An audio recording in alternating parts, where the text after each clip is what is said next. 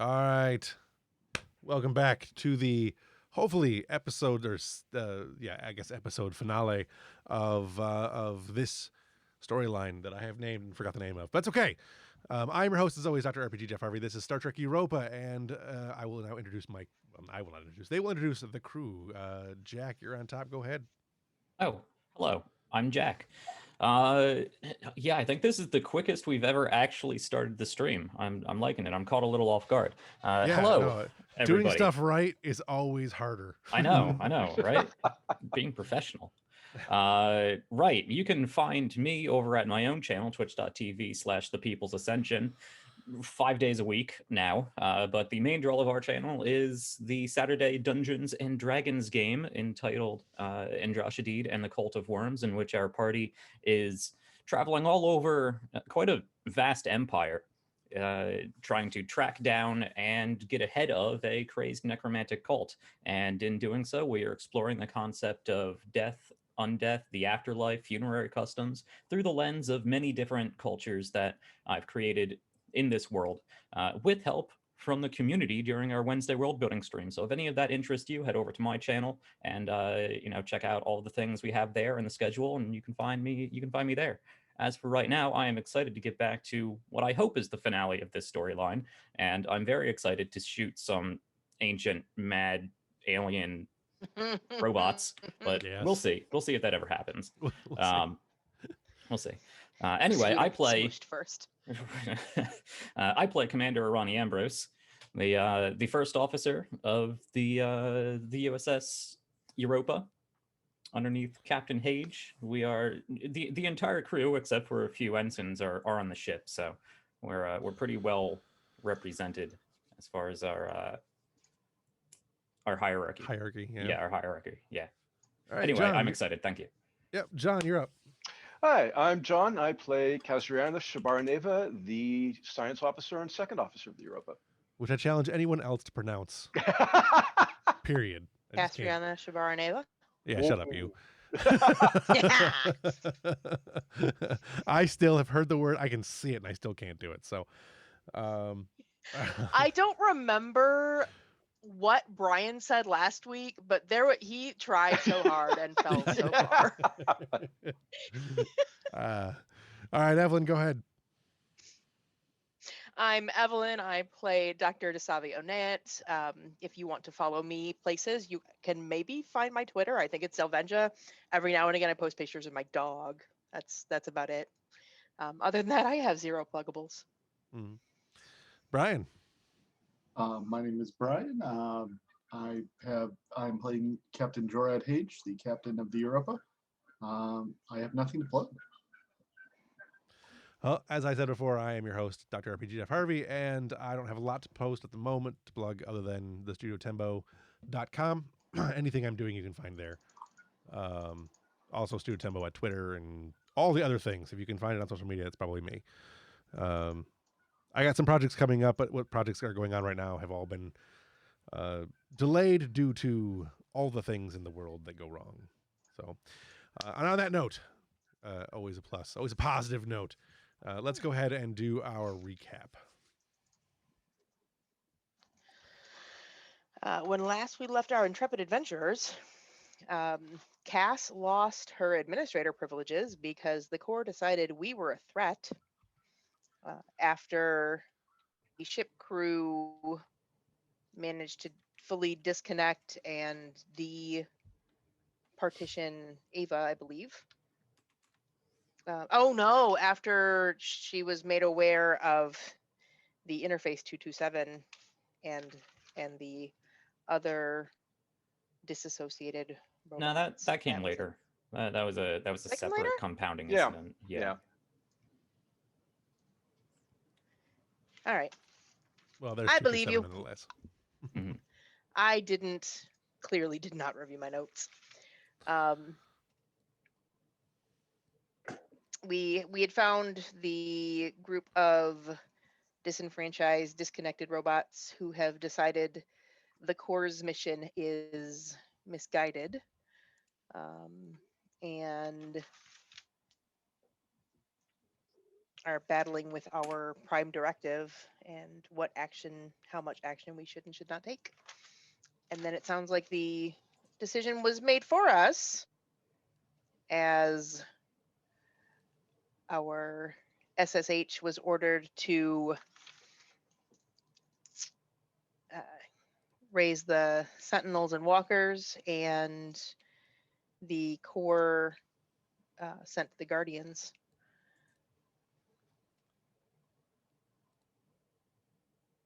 Yep. That's about where we left off. So, Yep. anyone else want to add anything to that? Did we manage? I don't think we managed the EVA transfer yet because a lot of other things happened, but we set up the Arrow Wing to act as a sort of removed hard drive situation. I Mhm. think we're still in the process of that. I don't know where we are as far as the extended task. But I think we did all the difficult stuff, and now we just need to, keep getting breakthroughs. Yep. Or You need however it works. That you need sounds 3 correct. more Yes. breakthroughs. Yep. Yeah. Okay. So whenever we get that, if the station and all of us are still intact, we'll be able to download EVA straight into the Arrow Wing, pull the physical connection, and nothing's getting in and out of the Arrow Wing. Right. Okay. Yeah. Anything else somebody want to add? Go ahead, Brian. We were also trying to talk the computer into working with us rather than against us. Mhm. Right. That had gone pretty well, I think. Up until it didn't. Right. It was going well until the conversation where the core discovered where the abandoned were. Mm-hmm. Hmm. And the I core knew that was thinks going to go wrong. the core thinks it's suborned the SSH, and we think it hasn't. Right. All right. Anything else anybody wants to add there, or should we jump in? That's all I got. Okay. Let's do it. So when last we left, the Guardians were cresting the hill, and Ambrose and company were about to get, I guess, phaserated or stomped on, or whatever might happen Whatever they here. do. Whatever it is they do. Made So into robot wine. yes, made into dead. The deceased. All right. So for this combat that we are going to jump into almost pretty much right away, you have no red shirts, so any damage you Yep. take is yours. Although I will say that you can, as you would normally shuffle damage off to red shirt, you can shuffle it off to one of 5 of the abandoned robots that are in the area. Okay. That would result in their deaths, of course. So good luck with that. Other than that, you've got 2 of the giant guardians coming your way, and the sentinels and walkers. You can hear them, but they're not here yet. Yeah, so I actually had just to review, the SSH is going to have them come in at the back line so that if they do get taken from him, they are far enough away that they won't be a problem for us immediately. Right. But what he would like to do on the way there, where's my SSH section here? He has a focus in weapon maintenance and repair. And in the future, I'm sure that's more than just, hardware. That's also software. Sure. So is there any sort of self-repair mechanism inside these units he's controlling? There is not. They're all external repair. Okay. Is there any way that he could create some sort of feedback loop in some non-volatile but important minor component, so that if it does look like control is being taken away from him, he could just fry all the guns? Oh yeah, you could probably just overload the power systems to fry out circuitry. They're pretty old. Like just running in their self-diagnostics, they're pretty old and they're pretty run down. They're kind of fragile. So, I mean, quote unquote fragile for a giant war machine. Right.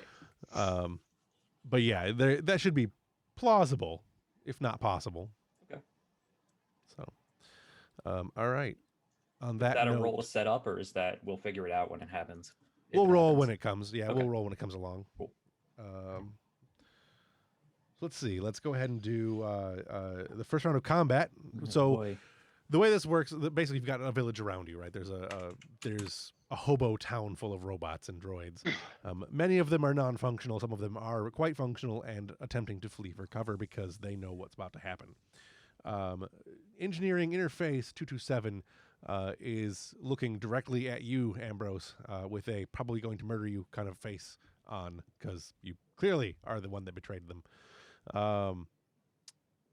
As the two guardians come up over cresting the ridge, he turns and looks at them, and there's a sense of much like the skull of death from Terry Pratchett. He can have no expression, yet he has an expression of fear on his face. And I'm going to go ahead and let you guys choose what to do first. They are the creatures are about 2, so they're going to be at long range from where you currently are, which is 2 range categories away. I don't have a very good representation of this because I just don't. But you are able to go first. What do you guys want to do? Okay, so I believe I have something here. One of my talents. Right. I have quick to action, so whoever wants to do something now, we can also take the second action without having to spend any initiative or whatever it's called. Is there something? I was all ready for this last week, and we didn't get to it. I'm not ready for it this week. That's right. Because I didn't expect to jump right into combat. Right into it. Yep. Right. Where can we best take up a defensive position? Yeah. You can find Because we're some just kind of cover. in the middle of everything right now, aren't we? Right. There are places to certainly take cover in the area that you are around. Yeah, if you want to take cover, there are buildings, there are stone, whatever. You guys can make it what you want. Like I said, it's a hobo town, so anything you'd find there, barrels, which are pretty much not going to do any good, but little shanty huts, Right. or anything like that. There are actually tall skyscraper type buildings here that you could hide in or around as well. But then again, if they come down, you have that complication to deal with. Right. You're screwed. So.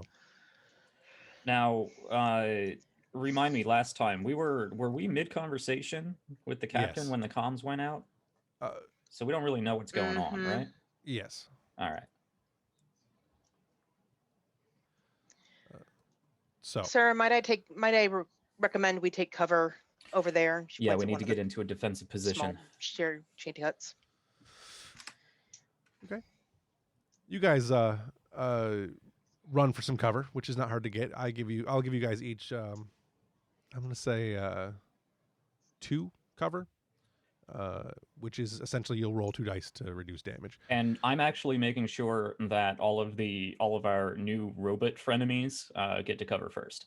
Okay. Because I know they blame me, so I'm making sure I protect them. Directing them to cover then. Yeah. All right. So while you're directing them to cover, I will take this opportunity to have one of the guardians go. Well, I can use quick to action. You can. You want to use quick action? Which means you can go again. Yes. Well, it means someone else in your group can go again. So you are directing everyone out. Sure. They would act. You keep the initiative, and now someone else on your side can act. So Evelyn or is Elizabeth there? I'm not sure Yes, who else. she is. Yeah, Elizabeth. Yeah. It's Cherka, Mills, O'Connor, and Ambrose. Or did we send? No. Yeah, that was it. That sounds right. Yeah. I remember we talked about sending O'Connor over to the core, and I think we decided against it. Yeah. All right. And So you SSH said is not there's- actually here, so he's actually on the other sections. So these are the 4 we've got, right? Mhm. Okay. So Ambrose has already acted. He is directing people away. One of the other 3 of you can act now. Elizabeth is going to take a moment to try and figure out how their visual sensors work, and she's going to try and scramble their visual sensors somehow, throwing up a beam of protons or something to throw them off. Okay. Give me a roll using your tricorder. Let's say it's engineering yeah, engineering and either reason or insight. Does my sensors focus apply on this? Sure. Okay.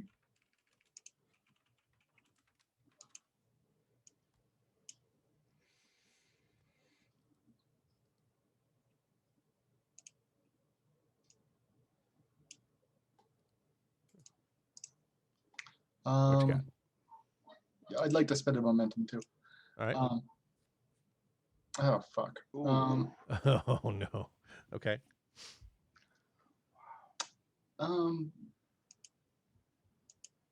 That is 0 successes. So Well, at least it's not a complication this time. Right. yeah.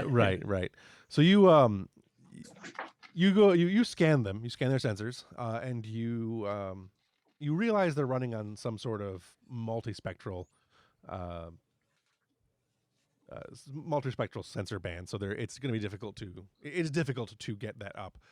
You could try again next time, but right now you're still trying to figure out exactly how they work, and from a distance and with the tricorder and whatnot, it's kind of difficult. So that brings us back to me. I will now use one of the guardians. So the guardian is going to do 2 to attack, and I'm going to just no, you know what? I'm going to use their special ability, which requires 2 of these, just so I can show it off. And they're going to roll all of these. I put this over here so you guys don't see that. And I just roll. So 4, 13, 18, 13. So that is 3 successes, which is all I needed. One of them powers up that big yellow sensor thing in the middle, like not sensor, but that big yellow glowing thing in the middle kind of begins to open up a bit into a multi-part thing.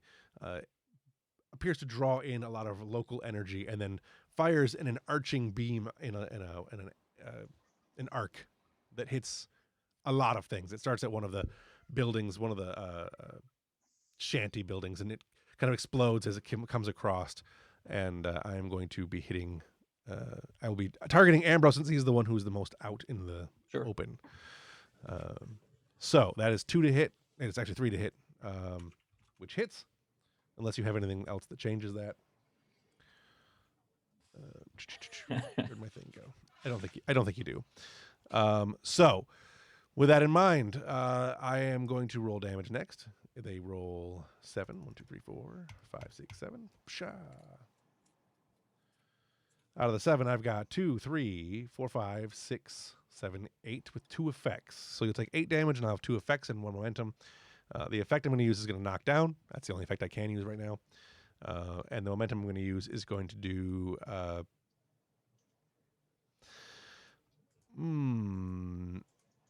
well, never mind. I'm using the effect to be able to do the multi-effect, to be able to hit multiple targets, which in this case, I'm just hitting multiple buildings and structures. So you have a reduction of 2 because of your cover. The way cover works in this game, I really don't care for it, but what you basically do is you roll 2d6s, and whatever you roll on that reduces the damage. So go ahead and roll 2d6s for me. Okay. Weird way to do that. It is. I don't really like it. Yeah. And that reduces 0 because... Oh, no, that reduces 1 because 5 counts as 1. So you take 1 less damage at 7. All right. Do you have anything else that reduces damage for you? I don't think so. All right. In that case, you essentially now have taken 7 damage, which is 1... that's 7 points of damage to your stress, which counts as 1 wound or injury, I guess. All right.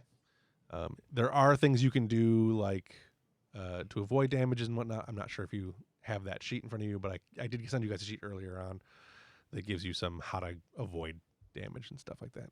So now, when you say earlier on, way earlier on today, or like like 3 months ago when we started this, like the before we even started earlier on. Yeah. okay, So- then I do not have that sheet. Okay. Let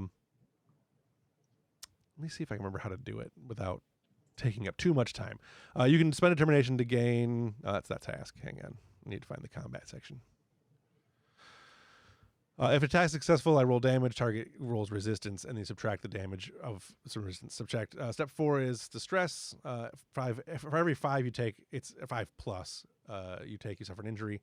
Creatures at 0 stress, you suffer another injury, and if you take damage while at 0 stress, you take another injury. Injuries can be lethal or non-lethal. This is a lethal injury. It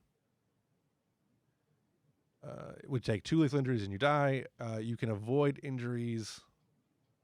A creature can avoid injury once per scene by either spending 2 momentum or suffering a consequence.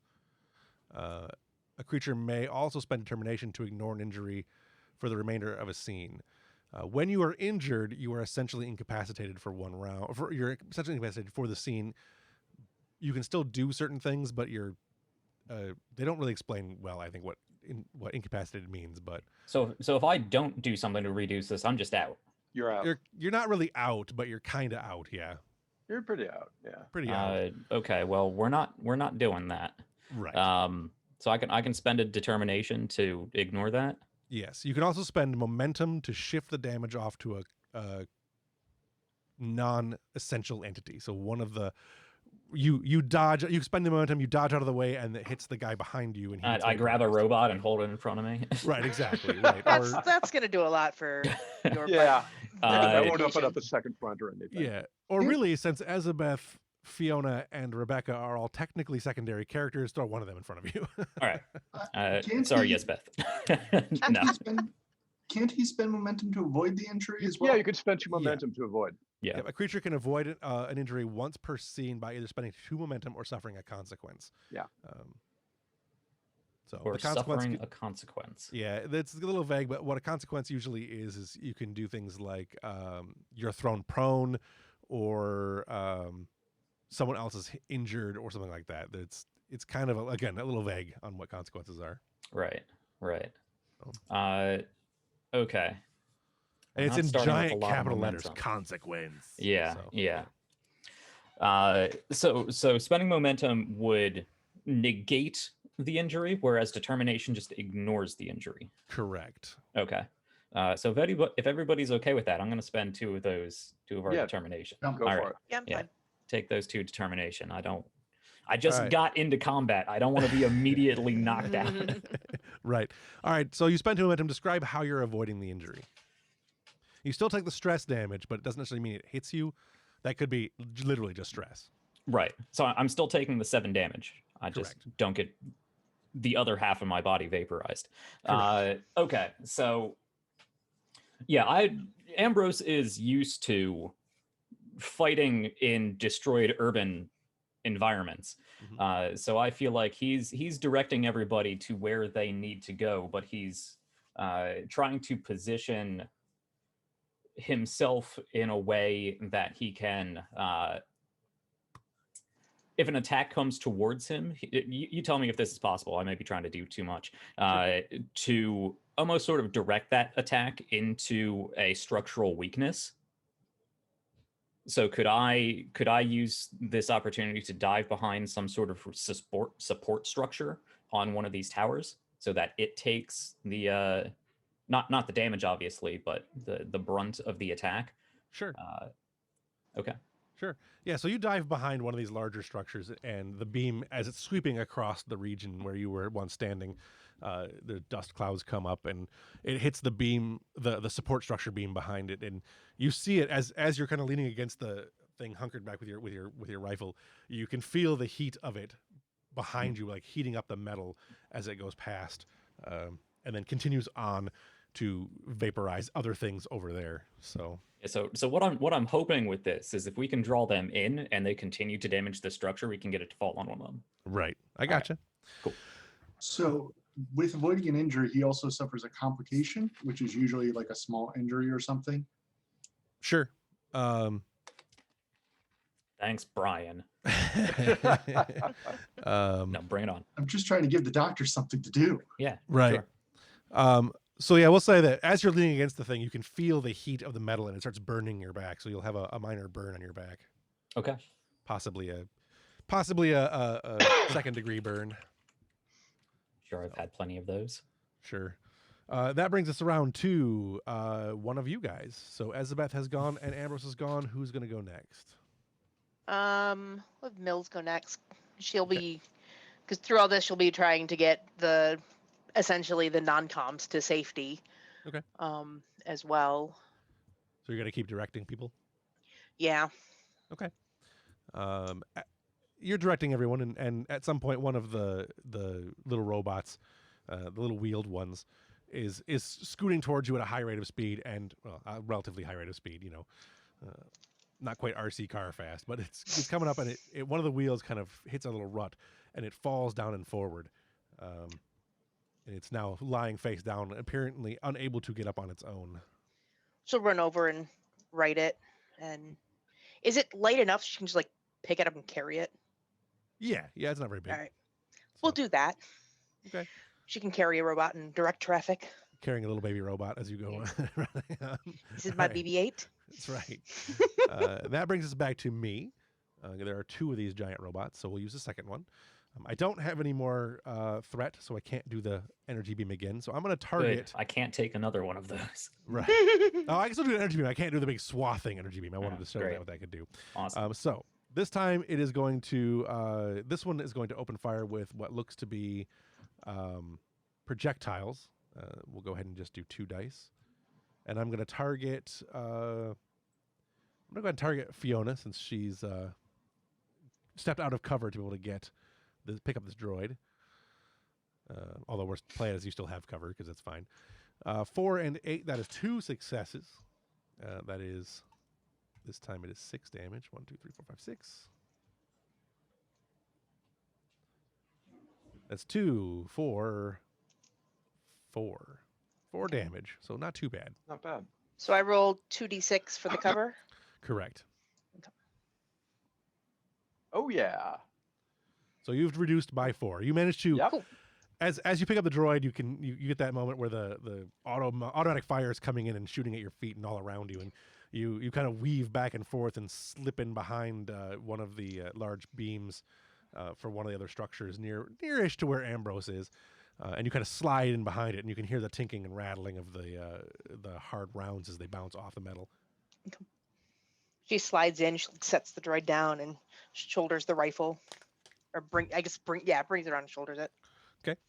That brings us to Rebecca, I think, right? Yep. Who is running and probably also trying to help the little robots because she has like fuck all for combat experience. Right. I just came here to find cool plants. Right. All right. So you're making your way back. I'll say are you trying to get out of the combat area, or are you just trying to hide somewhere? She's definitely trying to get out of the combat area. I think Rebecca probably would have just kind of freaked out. The anxiety has taken over, and she's just running for cover. Okay. So you're running away, essentially, and you find yourself kind of darting back away from the combat, and you find a large, an old abandoned, like concrete type structure. It is the doors are open on it. They've kind of been knocked off their hinges, and it's kind of rusty and gross. But you can manage to dart inside, and it's dark and nasty and moist, and if there were spiders here, there'd be spiders. That's okay. Yeah. So you're hiding in there at the moment. So you're essentially out of the combat. So Rebecca can either choose to skip her in the future, or if you want to bring her back into things, you can. But for the moment, we'll just kind of put her on the back burner. Yeah.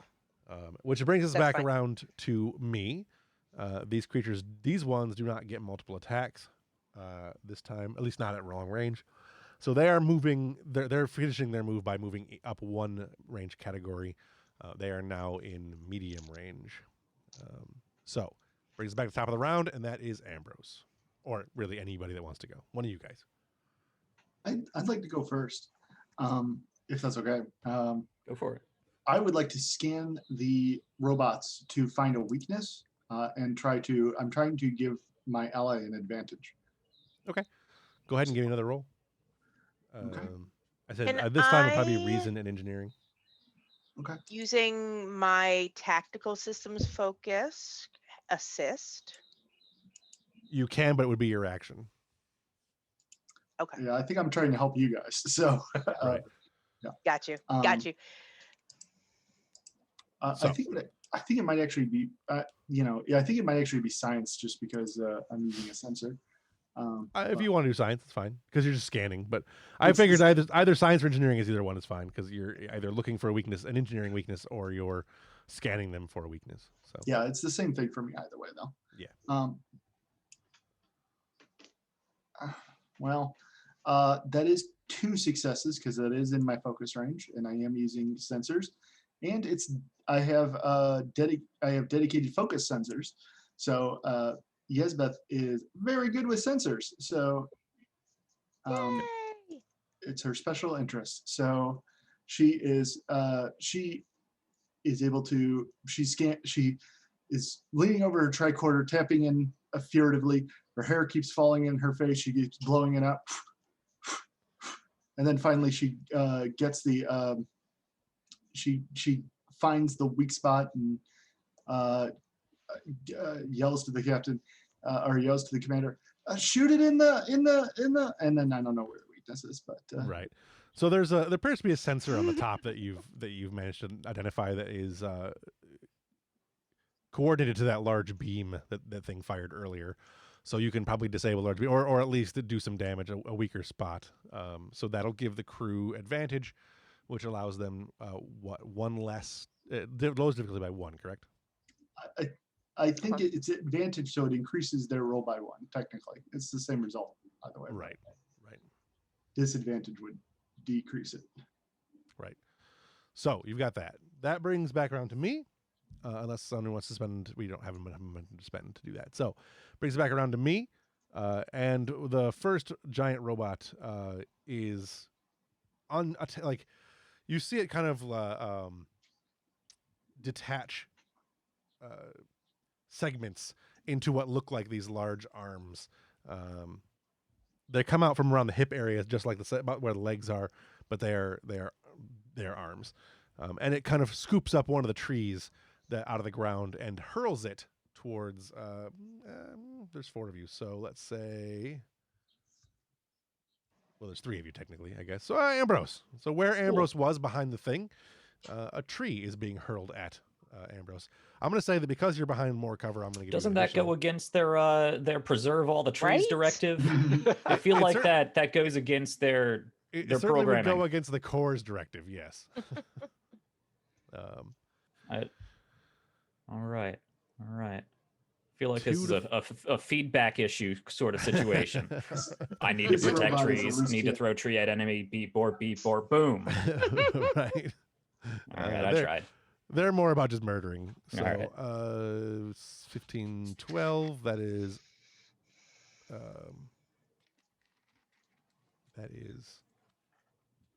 2. That is 2 successes. So, however, because you were under cover, I'm going to say that you're under more advanced cover. I'm going to say you go ahead and get 3 dice for defense this time, and I'm going to say a tree only does 4 damage. So Okay. probably should do more, but and I rolled 2. 2. So roll 3d6s. And you're reduced by 1, so that is 2 stress from the tree kind of like whipping around and coming towards you. Like there's just some 2 points of stress is all you really get there. No big deal. No big deal. I'm big just mostly dead. Yeah. Stress doesn't kill you. It's fine. And you regain stress at the end of the scene. So Okay. brings us back to you guys. Mills will take aim at the sensor that Chirka pointed out and fire at that. Okay. I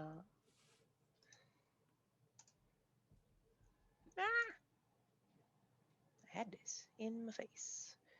So control security. Yes. 10-4. Control security difficulty 2, because that's the difficulty for using any ranged weapon. Also, you guys may not remember this, but in the Europa Player Bible, we have some combat special rules that we can utilize here that allow you guys to do more damage. Okay. 1 success. Yes. You get advantage because of that. Right, so it counts as 2. Okay. Okay. So you have done 2. That is what you require to hit. Okay. Or difficulty becomes 1. Either way, that's what you're required to hit. So go ahead and roll damage. And your damage is, you're using a type 3, right? Yeah. So I think the damage is 3 plus your security. Okay. So that is I 7. don't have the weapons in front of me, so I'm not 100% sure, but It is, yeah. Security is 4. So 7. 7 totale. why, that's not helpful. Why can't I just roll 7? That's stupid. Right. Apparently I'm gonna roll 4 or 5 and then 2. Oh, so you can do that on your sheet too. If I had that set up. Oh, Yeah. probably that button right there. Yeah, that button right there with 7 There you in go. it. Yep, the one with a 7 in it. So you've done 8 damage with 2 effects, and we'll keep that roll because it's actually done the math for me. So 8 Okay. damage and 2 effects. That's a lot. They have an automatic damage reduction because of their What armor effects of go? 2. So that is 6 damage and 2 effects. What would you like to do with their 2 effects? Okay. There are many things you can do. Yes. I swear to God, I just had this in my face. Maybe not. Maybe it's not. I thought it was the Canic sheet, but maybe it's not. Attacks. So I assume, even though you didn't say you were doing it, I assume you're doing a charge on that weapon, which I think it has charge as an Yeah, effect. should. So you can use your effects to do something like Oh, here they are. Pierce, which would reduce its defense by 2, which is what it has. Mm. You could also do like a Vicious or something like that. And I know that you're not supposed to be able to do multiple effects in a single action with one of these weapons, but I don't really care.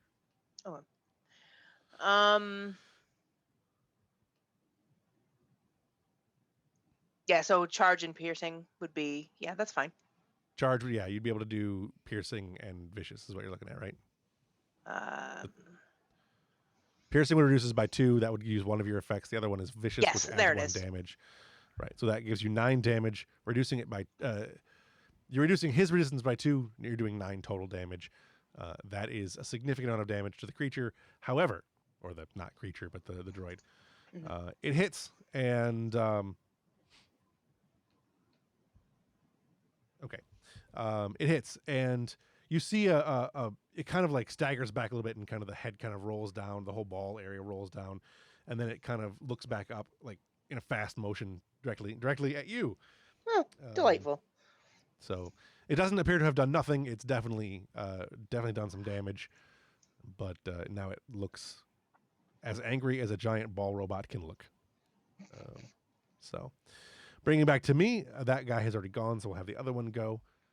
And it is going to attack you as it would already. It's the one that had already focused on you before. Mm. And I'm going to go ahead and roll. I don't have any threats, so 2. And that's only going to be 1 success to hit. So it fires a beam, a low energy beam from one of its side weapons, and it kind of hits the ground near you and explodes, but doesn't do any real damage. That, I think, brings us to Ambrose. Okay. So they're continuing to advance on us, right? Correct. They will move forward one more whole range category next at the end of this turn. Will that bring them in range of this building I want to collapse on top of one of them? Yes, it would. Okay. I don't really know how directing people is working mechanically for you, but I want to make sure everybody is not only moving to cover, but moving in a way to corral these guys into where I need that building to fall. And I'll take some shots if I can do that, but my primary concern is being able to get that building to fall. Right. All right. Go ahead and give me a presence and command roll for the directing of the people. That's the important bit of the task you're focusing on here. Nope, I got more coming. What did you say? Presence and command? Presence and command. Okay. Yep. Ambrose is actually good at that. Okay, that's not security. I can't use bold. Yeah, okay. I do have team dynamics. Would this apply? I would say either inspiration or composure would apply. Okay, I have both of those as well. So also Okay. escape and avoidance. That one wouldn't apply here, but All right, go ahead and make that roll.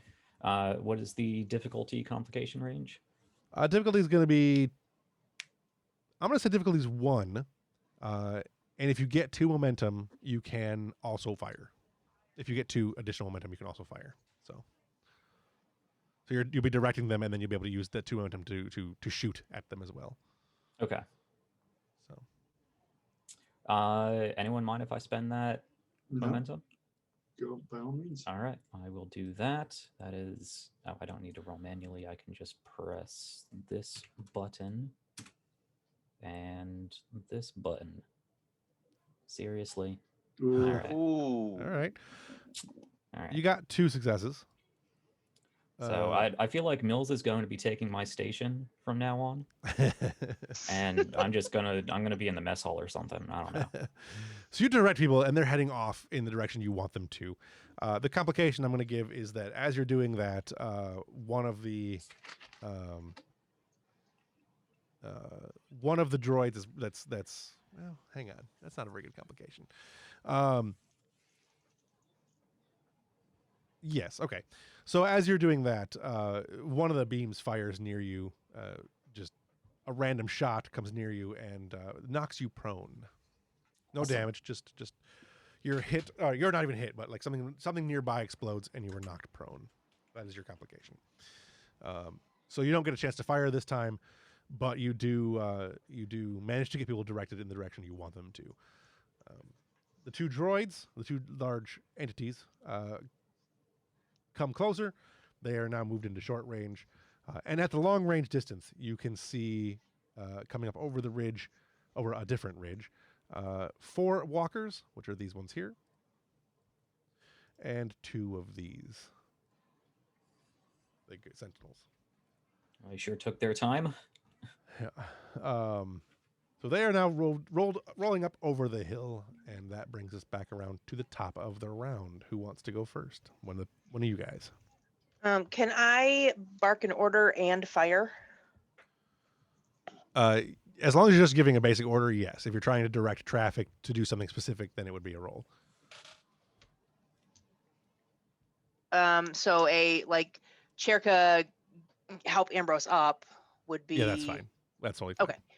All right. So Mills will call over Cherka, help the commander, and we'll fire. I'll continue firing at the one that I fired at before. Okay. Difficulty is still 2. I'm guessing that's 2 successes. I'll just take one more point of pride damage. So go ahead and roll. Yep, there you go. So 9 damage and 3 effects. Whew. Let's keep with the piercing and vicious. Ooh. Can I knock it down? Nah, you don't have that ability with that weapon. No. No. No. Okay. But you can do 2 vicious, which would give you 11 damage. I'm good with that. So that gives it. It now takes an injury, because its threshold for injury is actually 10, not 5. Takes an injury. You get a second injury because you've also reduced its threshold. So it has now taken 2 injuries, and it kind of begins to wobble and then fall face down into the muck around it, and its legs in the back are just kind of kicking as it is not able to do anything anymore. Okay. Which brings us back to my other one that I have, because I have 2 of them, and that one is going to shoot at you hardcore, and that is 2 successes. This time it is firing a missile. Oh, balls. Can it take a nap first? It is only 6 damage because I can't escalate my whatnots. Escalate my what? I can't escalate my whatnots.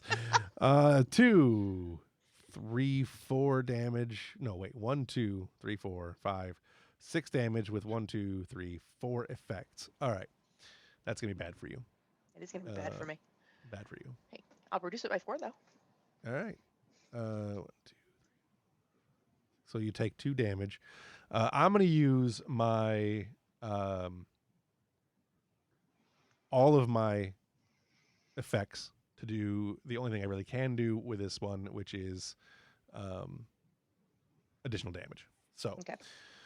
that is vicious of 2 each. So that is 2, 4, 6, 8, and then 2 for the damage after we reduced it. So that is 10 damage for you. Okay. Now, we are playing by because we're playing by the customized rules for our game. That is 2 injuries because for every 5 you take, it's 2. Okay. So yes, you're taking 10 points of stress damage and 2 injuries, which puts you essentially at deadsies. Right. Dead. Yeah. Would you like to do something like? I I don't wish. like the fact that I'm not a fan of the fact that determination is only lets you ignore an injury. I'm not a fan of that. I think determination should Well- also. What's that? She's a supporting character. She doesn't have determination. Oh, that's true. You don't have any determination, and you don't have any. You don't have any momentum at the moment either. Nope. Okay. You have to have momentum to be able to shift it to another character as well. Yeah, it's 2 momentum to be able to do it. Although you can buy Okay. momentum by giving me threat. So Mm, how much do you like Mills? I think it's also how much do I like the rest of the characters because Well, you shift it to an NPC, not a character. right, no. But if we got the commander out of the commission for a minute and the other 2 supporting characters busy and hiding in a hovel. You also have Oh. 5 droids you can use. You can at any point use Right. 5 droids. So it can go to an NPC like a non-state actor, as it were. Right. No. Yeah. Couldn't you yeah. direct it towards one of the robots? I thought that was one of the things we could do. Yeah, no, that's the plan. Yeah. If I don't do that, the issue is we have 2 not security people. We're left with 2 not security people and 1 security person who is currently getting up off his face. Right. Yeah, I'll be our threat generator today. I'll take my 3 threat 3. and yeah, because it requires 2 momentum. So Oh, gotcha. And- but you don't take the damage now either. Okay. So you don't take the stress. You basically just send the whole attack to somebody else. Okay. So as you do that, you kind of tuck and roll out of the way, and the missile goes past you. The missile fires right past you and hits a brick building, and inside you hear the horrified wails of a now dysfunctional robot No. as you have killed one of them and given me the threats.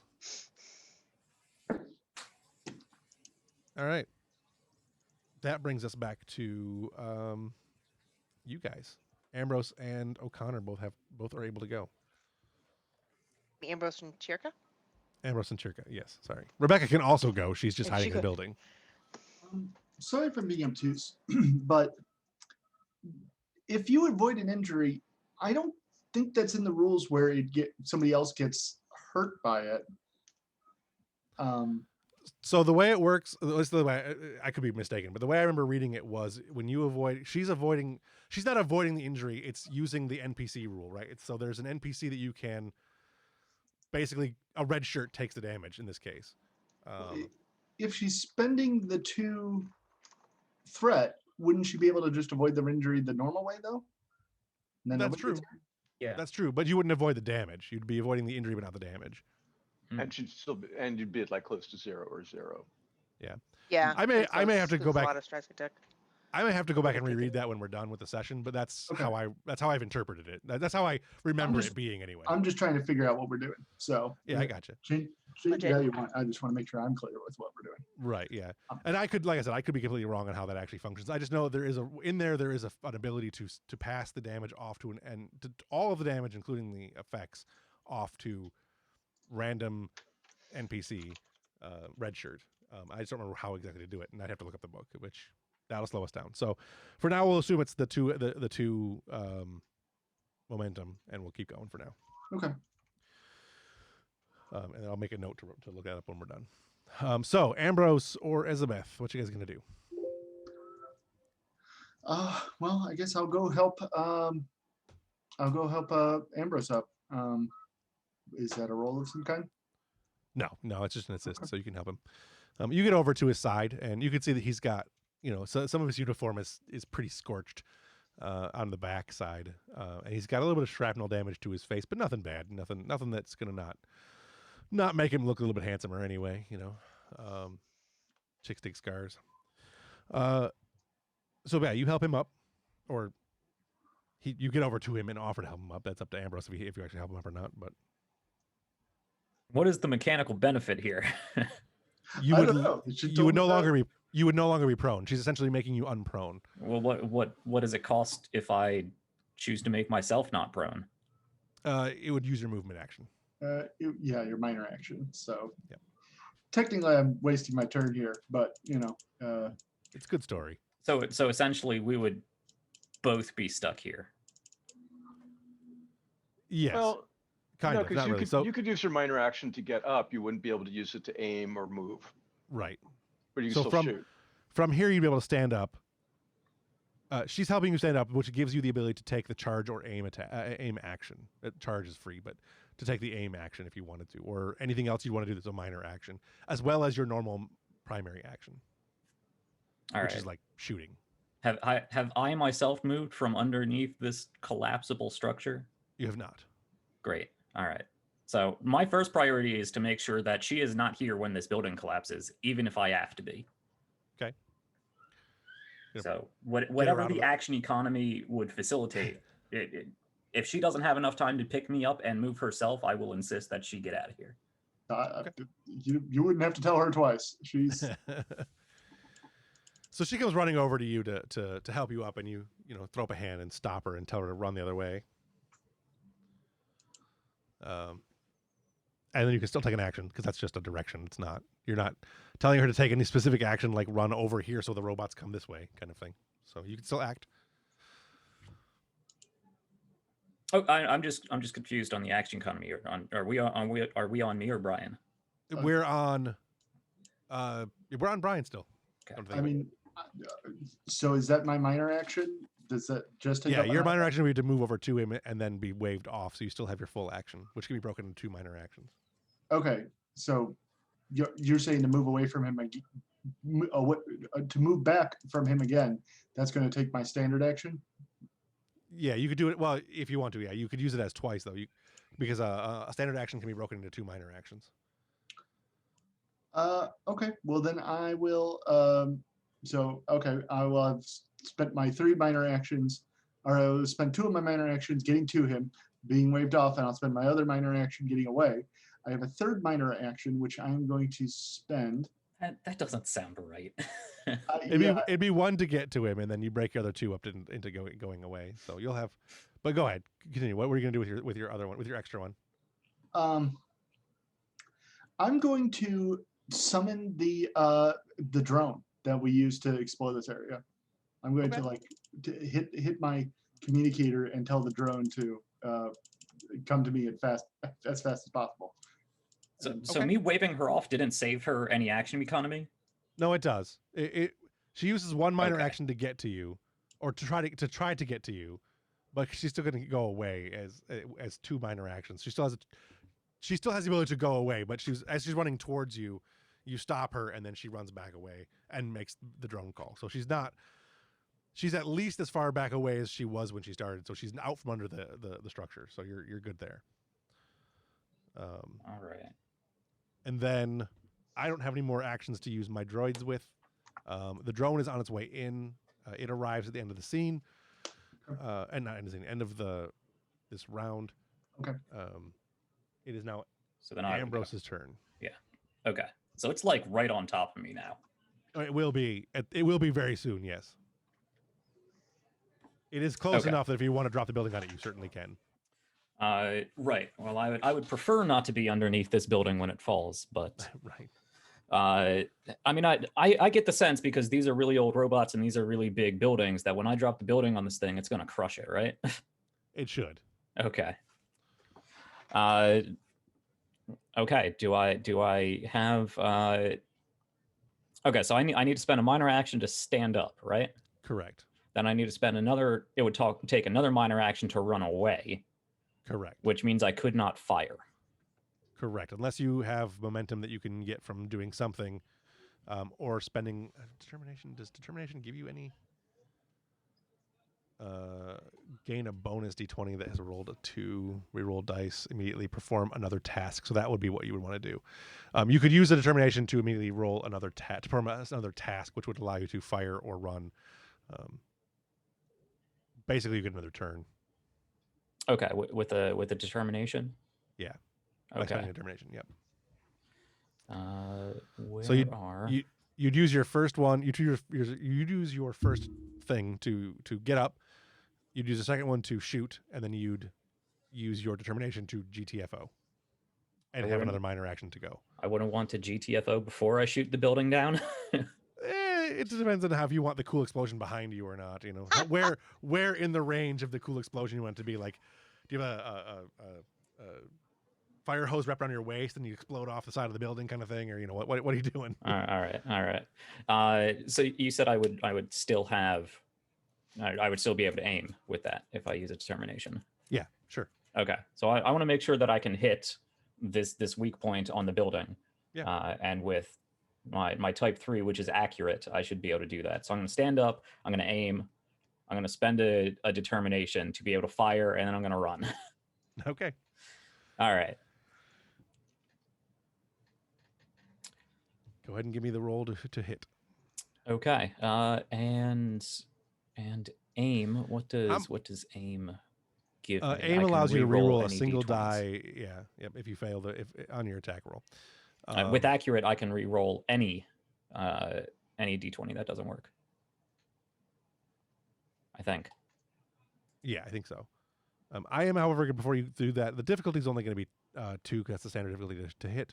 But I'm going to use all of my threatsies to go ahead and increase the complication range for you not being able to get out of the way if the building. Awesome. I so figured you were going to do that. Yeah. I don't know if you saw what Brian posted in Discord. Nope. But on the type 3s, aim lets you any Reroll number of D- d20s may be re-rolled instead of the normal benefits of aim. Yeah. Oh, that's Yep. yeah, that's using an aim action. So the Yeah. aim action actually activates your accuracy. So there you go. Yeah. Right. Yeah. Yep. Okay. So what would that be? That would be Your difficulty is still 2. Your complication range is 19, 20. No, sorry, wait. 17, 18, 19. No, 18, 19, 20. that's No, a 17, 18, complication 20. range of 3. It's a complication range of 3, yeah. Okay. And what am I rolling? Control security? Yes. Okay, control security. I'd say this definitely qualifies as bold. So I'm going Yes. to give you another threat back and take another D20. Okay. Otherwise, we do not have any momentum. You Right. said difficulty 2. Correct. And we only have one determination, right? I'm sure I could only spend one around anyway. I think so. You can only spend one round anyways, but you guys should have more determination than that, and I will get into that after the Mhm. thing. Okay. So. Okay. Now let me pitch this to you. Would escape and avoidance help me in escaping and avoiding this falling building? I'll give it to you. Okay. Since I've been setting this up for like 4 rounds now. Yeah. Okay, so that is 3d20, difficulty 2, complication range 3, and I have a focus. And you can reroll a d20 because you have bold security. Right. Roll any of them because Yeah, you're using on aim, top right? on top of accurate. So That's true. I'm Yeah. good on that. So okay, I press this button. What do we got here? I'm gonna re-roll both those, that 18 and 19. Yeah. Right. A 5, however, is underneath my security, so that's a crit. That counts as 2, right? Correct. Nice. So then I roll these 2 again. Much better. So that is Yeah. 4 Yeah. successes. All right. So 4 successes. That will be successful. You get 2 momentum back. Yay. Oops, not 3, only 2. All right. So you do essentially you as you're running away, you hit the building. You hit the point, the weak point from earlier, and you can bring the building down. But I'm going to go ahead and let you describe how the scene looks for you. Okay, right. So, essentially, I see Cherka run over, and I sort of push myself halfway up and just yell at her, "Get out of here! Make sure everybody is okay. I'm taking care of this one." And I'll actually like push her away if she tries to argue, but I imagine she doesn't much. No, not at all. She didn't want to come in here in the first place. Right? Yeah. So, yeah, she probably turns as soon as I look up and shake my head. You're lucky she gave it all. Right. I figured. Okay, so I'm going to essentially take my time in standing up, make myself look like I've taken quite a beating, which is not difficult because I've taken quite a beating. Right. And I'm actually going to sort of shuffle my way over to a more appropriate space, this robot coming at us. And I am just going to look up at it, swing my rifle around, fire at that support structure that's already been damaged, and sort of throw myself back around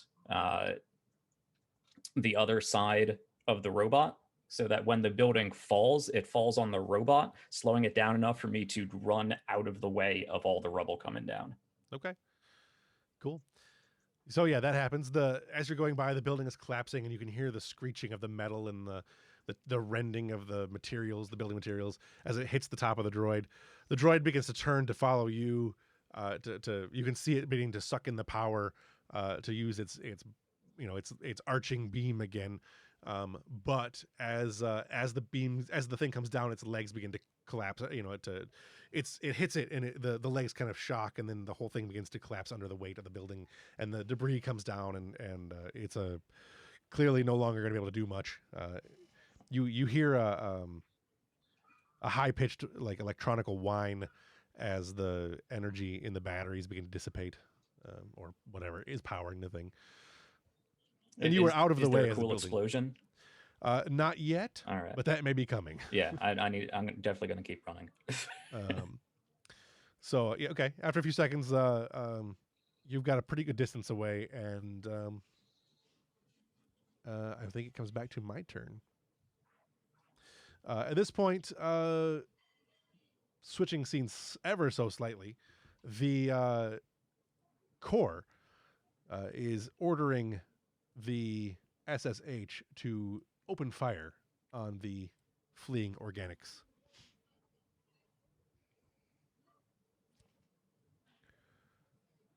That's you, Core. Right. Or that's you, SSH. That's me, SSH. Okay. Gonna go ahead and do the shutdown, or just gonna refuse the order? Can I just shoot badly? Yeah.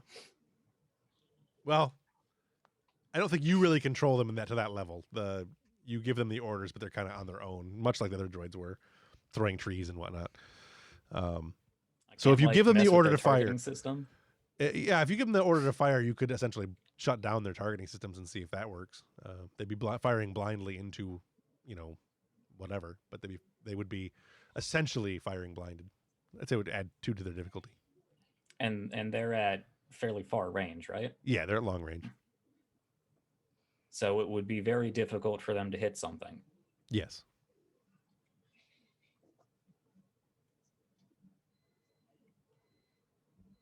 Oh, I don't know if the SSH could fire on a superior officer, even if it is a blind fire. Right. Being that he is an AI, I feel like that would go against some pretty hard programming. Sure. All right. So you're not gonna you are gonna refuse the order then.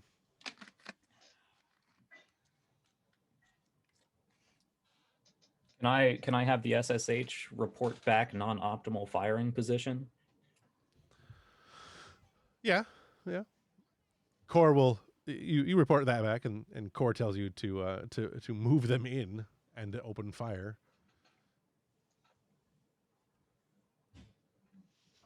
Lay down a suppression fire. Mm-hmm. Okay. So I don't have very fine control over these droids. They're just waiting for permission, and they execute that permission to the best of their abilities. Right. Yeah, they have their own agency essentially. You give them the orders, you give them a task to complete, they complete the task. I mean, how stupid are they? Could I just run them full force into more buildings? And They probably have collision avoidance, but okay, you could certainly get them headed in that direction. They don't know what they're going to hit until they get close. And some of them are pretty worn out. They might not have good avoidance systems anymore. yeah, because I'm not sure I want to tip my hand yet. Right. Because they weren't really as useful as I was hoping they would be. Right. So at this point, I want to save them for if they send more guardians at us. So yeah, I'm going to have them close in, but I'm going to set a formation so that they are proceeding forward towards cover, basically. So if they do open fire, they're just going to hit more buildings, and they're going to charge down and hopefully run straight into said buildings. Right. All right. Yeah. Go ahead. You don't need to even roll for that. So they start heading in that direction. You've got them moving full speed, and the rest of the group sees. I'm not sure how much the rest of the group knows what level of control you guys have over them, but essentially they are now these other 6 giant machines are running towards you, and the Sentinels don't really run. They're more of a lumbering, slow moving thing. The walkers over are really quite fast. So they actually move from long range to short range in one action. Not one action, but one round. So they're now about where the building that came down on the Sentinels, that's where they're in that now area. However, their avoidance systems do prevent them from running into any buildings. The Sentinels, however, are still lumbering, and they're going to take their sweet, sweet time to get anywhere. With that in mind, let's take a jaunt over to the core, where I believe Kaz and the captain are, and 5 security officers. Right? Yep. Yep. So we got Kaz, we got Hage, and nameless warm bodies for murder facing.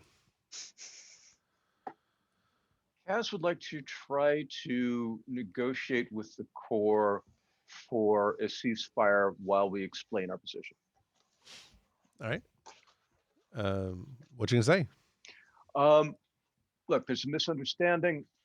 We have not taken action against you. We're here to explore. We apparently explored and discovered something you don't like, but we have taken no overt action. Just stop. I'm not saying stop permanently. I'm not asking you to shut down. Just stop while we discuss the situation, please. Core, you seem like an eminently reasonable intelligence. I understand how hard it must be to have been out here all alone, and how scared you must be right now that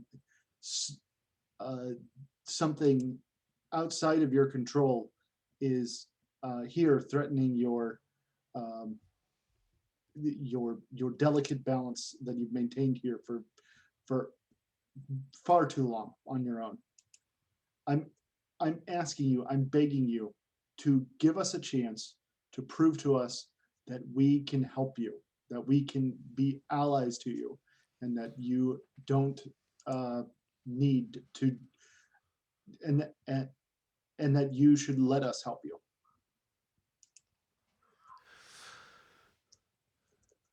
I'm gonna let the two of you guys give me a roll. This is Kaz was gonna start the encounter, so we'll let Kaz roll. Control command, control science. You could use. I would say you could use reason in command if you wanted, or, yeah. Okay. I have a focus in negotiation, and I have diffused the tension. So on success, I'll get an extra moment. Okay. And then Hage, obviously, you can assist. Yeah, I'll assist with command and presence if that's all right. Sure.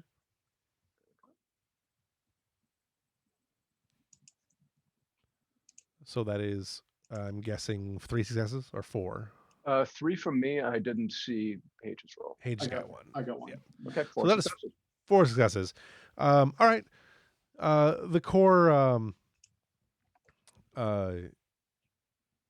has an introspective look on her face for a few seconds, and then reports that as you're talking to her, she states you hear her give the command to the SSH to intercept and open fire with the secondary droids, the sentinels and the walkers. You also can hear on a little screen. You can see the encounter coming from the perspective of the Guardians, and you see it as the one Guardian is crushed to death by Ambrose's large building, and the walkers and the sentinels begin moving in. You make your case, and the core tells SSH to Security Administration, please discontinue pursuit. Stand your ground. Standing by.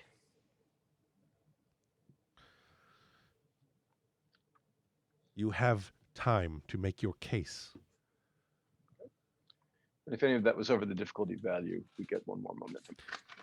Oh yeah. Let's see, that was 4, so the difficulty was 3. That gives you guys 2 more momentum. You have time now to make your case, but time is short.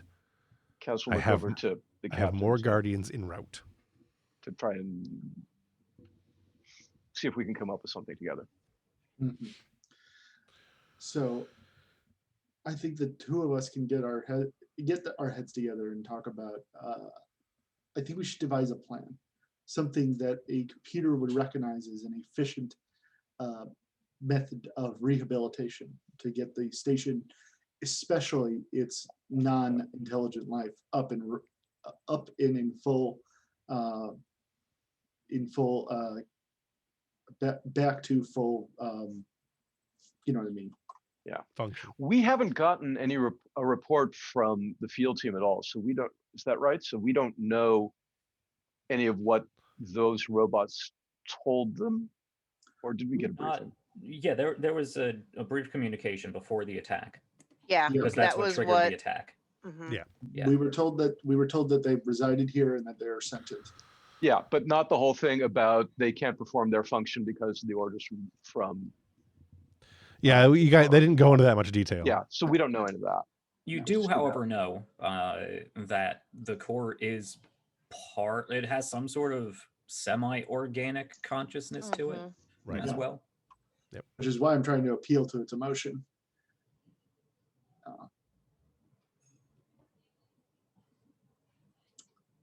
But, Knowing what we know, what if we, for our first step, turn it back on core and go, we have taken no actions against you. You have assumed intent on our part. What is your evidence for our hostility? And why would contacting more of the beings within your area be detrimental to you? Ambrose did report that there was a veritable civil war going on. Yeah, but we don't know why. Right. Oh, okay. I think we should emphasize that we can help them with that. We can talk to these robots and figure out a solution that works for everyone. Yep. You know, I like it. This is Right. what we do. We're a third party. We are neutral. We have demonstrated our willingness to help core. We've shown that we can be useful in this situation. You have not resolved the situation. We can help you resolve it. Something like that. but let's also make sure we appeal to empathy, because I think it does have emotions, and I think it is scared right now. Yeah. And I think that's why it's lashing out the way it is. We have a plan. Yeah. So we'll go to the computer and we'll tell them basically that. Core, we're we are a group of explorers from far away. We have seen all kinds of things, and we can help you sort out whatever it is that is causing your conflict with the robots. We can find a solution that is beneficial for everyone. I promise you this. What exactly is what is it that has caused you to turn again? What is the conflict you're having with the robot people? The interfaces and secondary units have taken a position to attempt to bring to avoid the deactivation and dismantling of the organics, the high consumption organics. Their disobedience has resulted in larger swaths of the terrarium being being unable to be maintained by myself. Well, since you won't be maintaining these areas by yourself, you're going to have our assistance. There's no need for conflict. Yes, and we can, and I remember part of the issue being that their damage was them being damaged and decommissioned was doing further damage to the environment. We can prevent that. We can repair the robots and keep them from doing any further damage to the environment. We can bring this station back to its full functionality. It will be like when you were first commissioned. Do you remember those halcyon times? The face kind of looks kind of into the distance, and the two of you can each give me a insight and command roll. Does empathy apply? Yeah. How about cross-cultural collaboration or negotiation? No,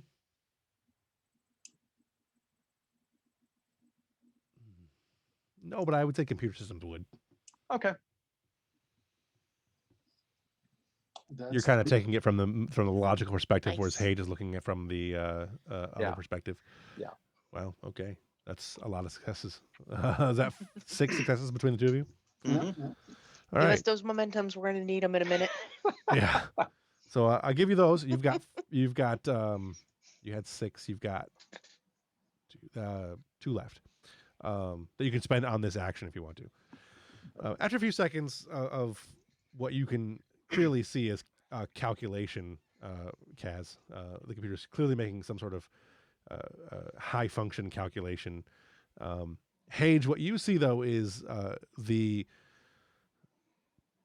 face, the organic portions of the face, at least, in the eyes in particular. You see a shift in the emotional state thereof, and you actually see there's a couple of tears coming out of one of the eyes as it is performing this vast calculation.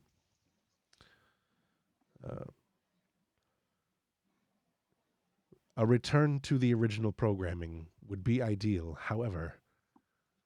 And then the voice changes slightly to a softer, less mechanical tone. I'm just so tired. Let us alleviate this burden for you. We can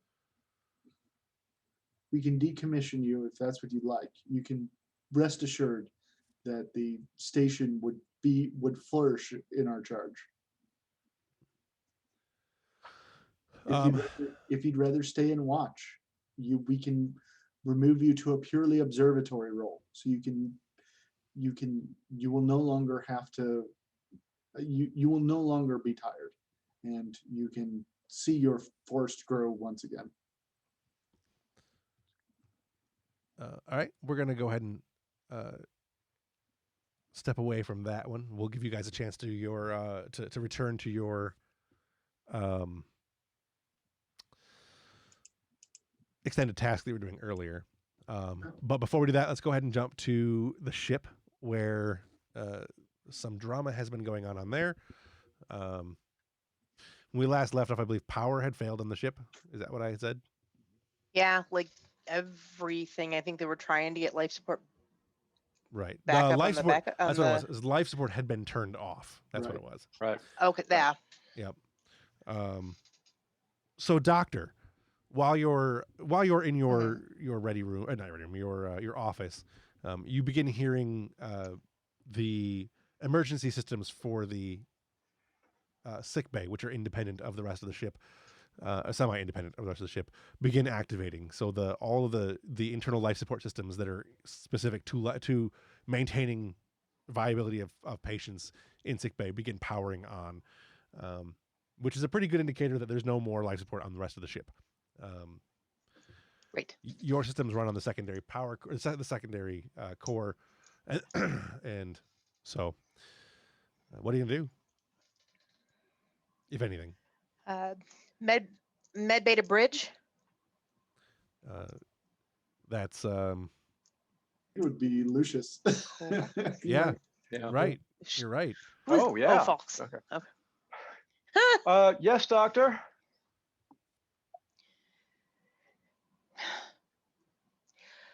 What's the status? Life support is out. We think it's something that a side effect of the computer issues that the chief engineer is working on.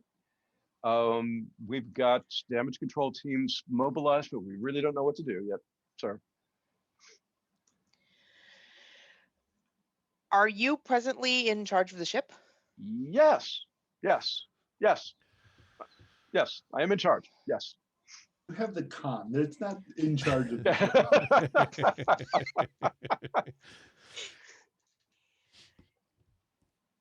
As he settles Right. into the big chair. Let's get everyone into the med bay until this life support issue is resolved and we can't get anyone into anywhere. As many as you can get anyway. Everyone, sir. As many as we can cram, we will be sardines. All right, sir. I'll give the order, except for the engineering and ops teams, of course. Right. They should have their own, like, people should be able to use like their EV suits and yada yada to correct. Non-essential personnel should be headed towards you, and if they have Right. time, essential personnel can be putting on EV suits. But right now, Tong and the rest of the crew are doing their own thing. Correct me if I'm wrong, but it would take some time for like the air to bleed out of the ship. Yes, Oh, it would take yeah, a they're while. gonna be good. Right. Yeah. It's not going to happen like now, but Yeah, no, and this ship is quite a bit larger than what the crew capacity is, so it actually has a lot more time than a normal ship of its size would have. Right. Which is where Lucius can go ahead and make me a command roll. Okay. This will be a control and command roll. Hang on. I was not expecting to be using him tonight, so I don't have the sheet up. So just give Trying to me a get second. everybody involved. Awesome. well, he does that. Would it be reasonable to or reasonable and possible, I suppose, to shut down non-essential parts of the ship and like essentially what I'm like braining is like essentially push the oxygen inward into essential places Right, so to closing prolong. off decks and pumping air into them so that you have more time. Yeah. It is possible. It would be part of the like, we're all going to die protocols that are in there. Okay. Will you communicate that to Coster? Because I think he'd be the one who'd actually do that. Right. What did you want from Falks? Give me control and command. Okay. 13. Combat maneuvers, helm operations, or strategy and tactics? I'm going to say no. Yeah. Okay. 2. 2. Okay. Target is 13. All right. Well, you got one success, which is all you need. Okay. as you're going, as you're looking looking at the command's council stuff, around the big chair and what's going on, you'll note that there appears to be a sequence countdown that is going on. It looks like the computer is trying to find a way to override the airlock system. Oh boy. Falks will report this to Kostra very quickly. Okay. Costa's gonna get right on that shit. He's gonna double command code lock it, so that way it cannot be he's going to take the airlocks completely off of automated controls. They can only be unlocked manually. Okay. Give me a command. No, what? That's control and engineering. Okay.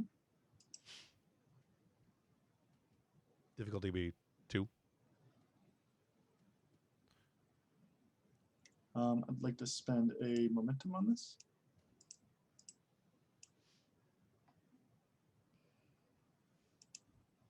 That is 2 successes. Okay. You managed to disconnect the airlock systems.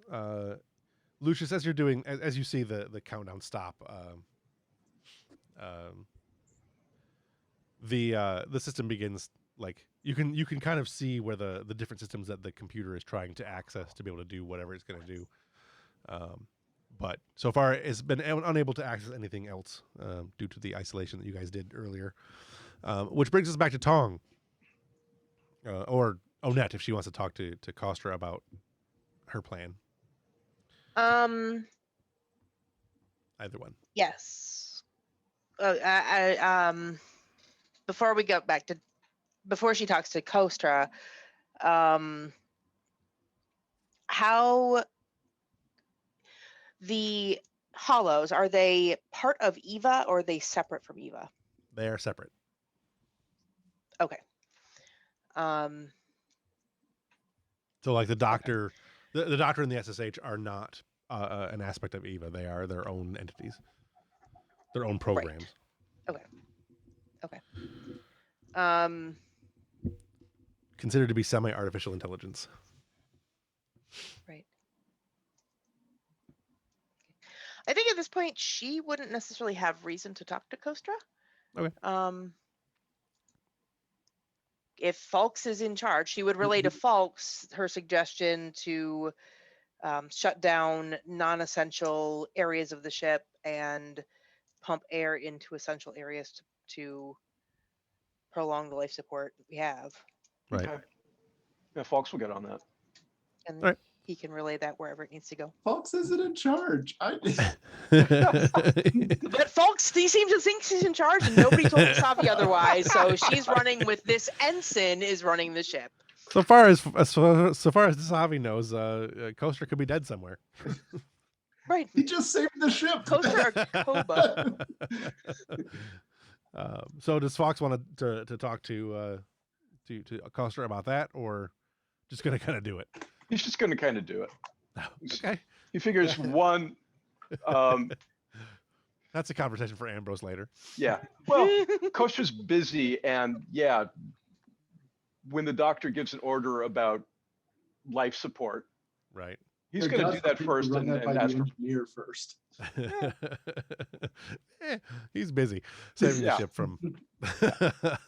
All right, so Tong, I think I will actually hold on. I will retcon that order to get everyone into the med bay because I think I did not realize how not as quickly the oxygen was going to run out. Right. I will show. So instead of get everyone, let's get as many non-essential personnel into the med bay as we can, so that if we can't get life support systems back online in time, as many people as we can get in place are already in place, and we're scrambling less if that time comes. Okay. So Tong, you are in a ship that has its own life support system, so you're okay there. Yeah. And you're currently working to disconnect the ship and the ship from the other, disconnect the Arrow Wing from the Europa, and to try to get the program trail or worm or whatever it is going to be that's going to bring Eva back to the Arrow Wing. So you've already made quite a bit of progress doing this, and then Kostra just kind of left on you to go solve the rest of the ship's problems by himself, because I don't know why. You don't know why. It's just, it is what it is. So go ahead and give me another roll to make that progress, and we'll go from there. Yeah, I imagine, since I've pretty much completely disconnected the Arrow Wing, almost. Tong might not even notice that anything else is wrong. He's just on the inside of this ship, working away, whistling some Ferengi tune, and the rest of the ship is like on emergency light support. Blue lights are flashing. People are running all over the place. Tom's just taking a sweet time to make sure everything's right. Yeah. Love it. Okay. So, sorry, what am I rolling? You're going to roll whatever you think fits most appropriately, but probably something along the lines of control and engineering. Your difficulty is 1 because, oh, well, no, I guess it's still technically 0 because we're still in the same, that's still technically the same scene as when he used jury rig. So your difficulty is 0. Your resistance is 0. Your work has already been completed. So you just need to get 5 or more. You need to get successes. You need to get any number of successes. Even 1 success is good enough, which will give you momentum. And then you need to make a roll using your engineering skill. So first you got to roll the 2d20 like normal. Okay. Or, and however many you want to roll. I just need 1 success, right? Yeah, you just hit any success level. Control engineering, that's a 16 or lower. Remind me, do my electroplasma power systems come into play? Are we doing enough with power? Yeah, since you're trying to make sure everything's disconnected and free, I'll let it work one time. That'll Okay. work. Yeah, that is actually 2 successes if I Alright. have a focus. 2 successes, and so that's good. So you have 2 momentum to spend on this action. So now you roll your engineering skill plus 2 in d6s. Okay. So that is 7. 5 plus 2 is 7. Roll those in d6s. That's 1, 2, 3, 4, 5, 6, 7 successes, and you have 2 momentum that you can still use to do things like any of the things that momentum can do for this. So you can re-roll any of the work that you want to. Then either like the 1, 3 that you, the 1, 3 and 1, 4 that you rolled, you could re-roll them if you wanted to. You can do two additional work, which wouldn't get you to 10. No. That's, I think, really about all you can do. Yeah, so either way, I'm not getting to 10, so none of those really help me, right? Right. So we can just bank that last momentum at the very least. Right. Additional work, resistance, and reroll. Yeah, that's pretty much all you can do. So we'll bank those 2, which really only banks 1. Yeah. You get 1 more magnitude. You have 2 magnitude to go. Back on the planet. Or, well, on the, not planet, but... I thought it was 1 magnitude for success and then another magnitude for 5. Yeah, Yeah. you're correct. You're Yeah. correct. So we only have 1 magnitude to go. So you have 1 magnitude left All to right. go. And Yep, there's you're no correct. way we can get that extra 3 work. All right. Well, no, there is. Oh. But Tong would have to have determination, which I don't think Tong has yet. No. Okay. I'm just a supporting character. Right. Because with the determination, you could basically get 2 more successes. Gotcha. Oh well. All right. So that brings us back to the planet Nambros and whatnot. As you guys are heading out, you as you're getting away from the building that has collapsed, the walkers and the sentinels come sprinting towards where that was. The walkers get to where the crumbled building was, and the sentinels are kind of just taking their sweet time. I assume the rest of you are kind of continuing to move out of the area along with the droids, kind of evacuating the combat zone. My primary concern is making sure that Mills is all right and laying down suppressing fire. Like I might not even be aiming. I'm just holding my rifle behind me and firing and making sure that Mills is okay. Okay. Mills is peachy, looking better than you. Oh right, that you held a droid up in front of the laser Yes. beam that hit you. That's right. You're fine. All right. Well, In that case, No, I I am ducked and the hobbling my missile hit the half droid dead behind self. me. Okay. Right. while she's fleeing, Chirka will be looking, using the drone to like look for any more of those big ones coming this way as Right, well, okay. to make sure the path is clear. So you have the drone in front of you, and as it's it's a good ways in front of you, so you have enough time to make a choice. As it crests the hill, because there's always hills to crest, so you can see things. You find two more of the guardians, but they don't appear to be moving at the moment. Commander, I've got bad news. Well, don't keep me waiting. Well, we're walking towards two more of them. Well, let's change our direction then. I would think that there's only so many places we could go now because we think that the sentinels are chasing us, and then the big ones are in front of us. Right. Right. I mean, we are kind of in a gigantic open ring, right? Right. Oh. Chirka, this place has infrastructure right underneath, tunnels we can get into, other maintenance hatches. Can we get underground? You That's find a us a good route idea. underground. Yeah, let me see if I can find something. And she'll break out her tricorder and try and find an opening. Yeah. Give me control science. Sensors count? Okay. I will spend a momentum.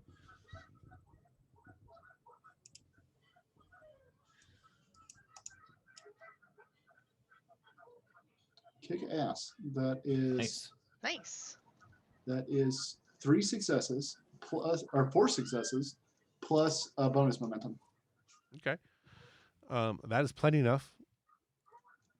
Refill your momentum. Yes, you find a location approximately 20 feet underground that would make a good hiding space. You find an entrance cap to it as well with some of your momentum. However, it is currently covered in soil, so you will have to find a way to get to it, either dig to it or phaser to it or whatever. Phaser. just wide beam squared. That's Yeah. a minimum setting. Well, vaporizing dirt is actually a slightly higher setting, but it's certainly capable within the capability of the weapon. Sure. So yeah, the Chirka points out where it's at, and I assume Ambrose is just gonna be like, "Fuck it." Yeah. Okay. Yeah, you vaporize a good chunk of space, and there you find a hatchway that goes down, and you can begin moving people down into that. Yeah, again, I'm trying my best to lead, to corral our new robo friends, Right. and make sure, like, I will be, again, I'm gonna get cut in half by a laser for this. I'm gonna be the last one down the hole. Right. Okay, so you're getting everybody down there.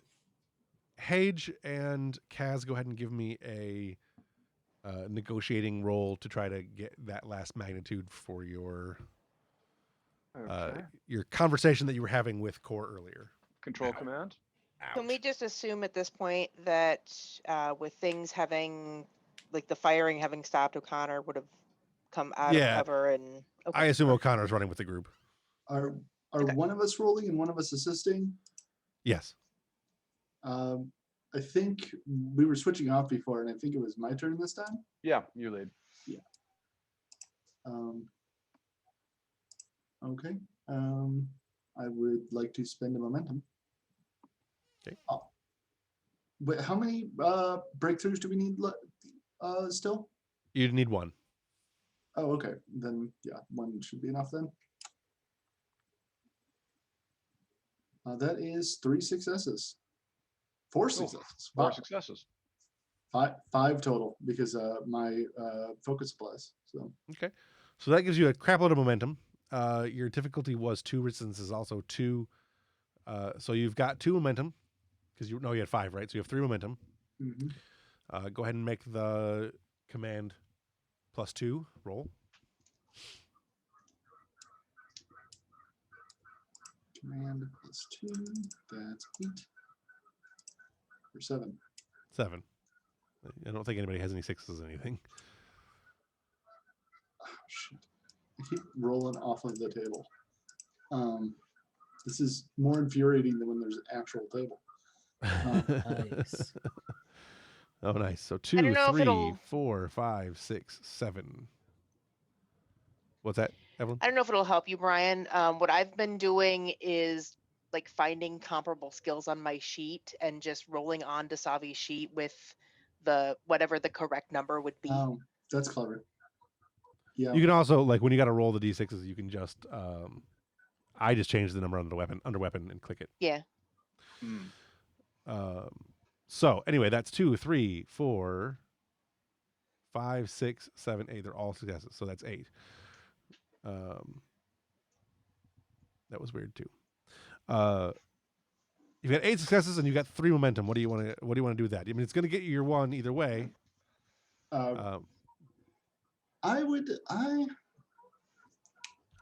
You know what? Let's make it. There's one that like it's like a glorious success. What is it? I forget the exact terminology. Oh, I don't remember the terminology. I think that's in the Klingon book. Extravagant. No, it's in the main book. It's you can spend a success to make it like look real damn good. Right. I would like to make it look impressive. Like I would love this to be something that like the crew talks about. You know. Okay. All right. So you it would basically be you're basically getting like a more advanced negotiated in your favor kind of deal. Okay. Yeah, you succeed at that. As you're talking to Core, you're reasoning with Core and whatnot, and eventually, she just kind of looks at the two of you, and if it is the will of the sentience that this station be remanded to your custody, then Core can no longer deny the inevitability of its position. And the Core kind of shuts down. You see the blue lights kind of dim, and it goes into a relaxed state. SSH, you find that you no longer have any connection to the Core. That tenuous connection, that strain that you were having earlier when she was obviously trying to insist heavily towards you, that is gone. You are now as if there was no other additional entity there. Can he take control of the Guardians? Control of the Guardians, no, but you still have control of the Sentinels. You have total control now over the Sentinels and the Walkers. The you would have to go in farther, like you'd have to be given access to it. Sure. But do I know where the Guardians are? Yes. Okay, then I'm just going to form the Walkers and the Sentinels in a line between the away team and the Guardians. Okay. So Ambrose, as you are laying down some covering fire, the Walkers and the Sentinels change direction and start heading directly towards the Guardians. In what is clearly to you a defensive formation. Mm-hmm. So, as you are, making your way down into the hole, back to the ship. Tong, go ahead and give me one more roll. Okay. Control engineering. I just need 1 success, right? That's all you need. All right. That's All right. Yeah. That's 3 successes. Okay, and you can still roll. Go ahead and roll the thing just to do it. 6. It's 1, 2, 3, 4, 5, 6, 7, 8. 8 is enough. You'd also have 2 more that would give you 10 if you really wanted to, which would give you an additional magnitude, which would give you 7 total. No, 8. All right. 7 total. Yeah, 7 total, 8 total. Whatever. I give you enough. You have plenty. All right, Um, I complete the task. you complete the task. So while you are finishing up what you're doing, you begin running the test routine. Everything looks good. You click the button, and you know now for sure that you can transfer Eva over whenever you're ready. That's something that Tong has control of. Yeah, it's all on your end. Oh well, the arrow wing is all set up to do it. So yes. Yeah, I feel like Tong, being an ensign, would at least try to contact his superiors. I don't know if I don't know if he knows that communication has been cut. I don't remember, but he's going to try anyway. Okay. Tong, to the captain, is this thing working? Did we figure this out yet? There are no. You get that chirp. Captain? Well, I mean, this is important, so I should probably do it, right? This is very important. I spent all this time working on this, so there's no reason not to do it. I feel like I should do this. Beep. No one's gonna stop me. No one. All right, sure, I'm doing it. Boop. The arrow wing begins to, you hear all the computers, the systems wind up and the clicking and whatnot of relays and whatever. It sounds in the very 1950s, or it's Whopper is coming online. And after a few seconds, the command line appears, and it says Eva, and it's Eva ? Which you would know from early on that is Eva request. Eva is asking what is next. Essentially, you have Eva online, although she may not be fully downloaded yet. She's still kind of in the process.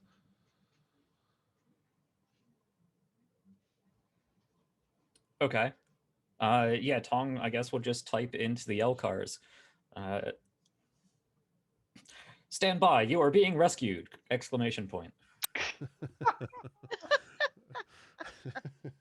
I feel the need to then send back a heart emoji Tong.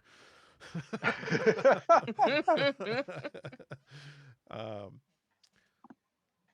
right. With that, Before we move, you're planning on closing out the scene, I presume? I was going to move back to the doctor, but go ahead. And what did you want to Oh, that's where I was going to ask to move back to. do? Okay. What do you got? I thought they were going to move back to the station. So Dasavi will pull. I had this list in front of me. Delphine, Vega, and where did my list go? Here we go.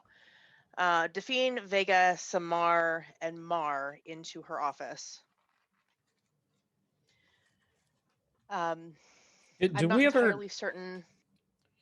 Yeah, did we ever actually determine whether Ranul was actually on this ship or not? I think we determined it Oh, I didn't know he wasn't potentially on the ship. because he was kind of redundant, so I don't know if we kept him or not. Oh, that's the other counselor. Yeah. Yeah. Yeah. I think we figured he couldn't be there. Okay, cool, He'll be yeah. used when he's necessary. Awesome. Gotcha. And yeah, since you're going to be losing your counselor and your helmsman as well in a couple of weeks. True. Right. Yeah. Okay, so Dasabi will look at the four of you.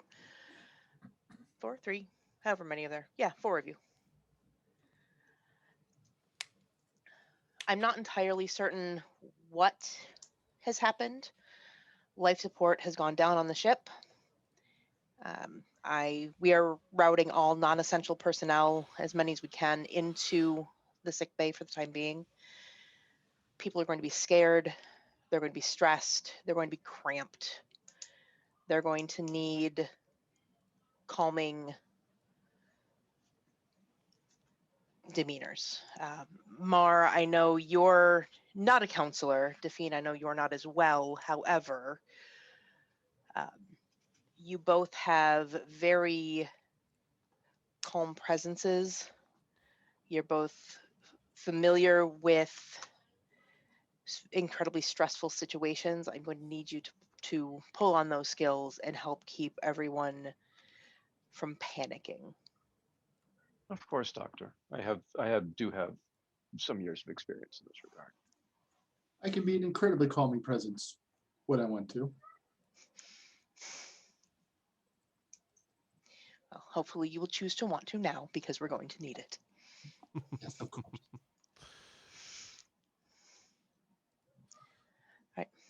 Right. Dismissed. Go do what you do.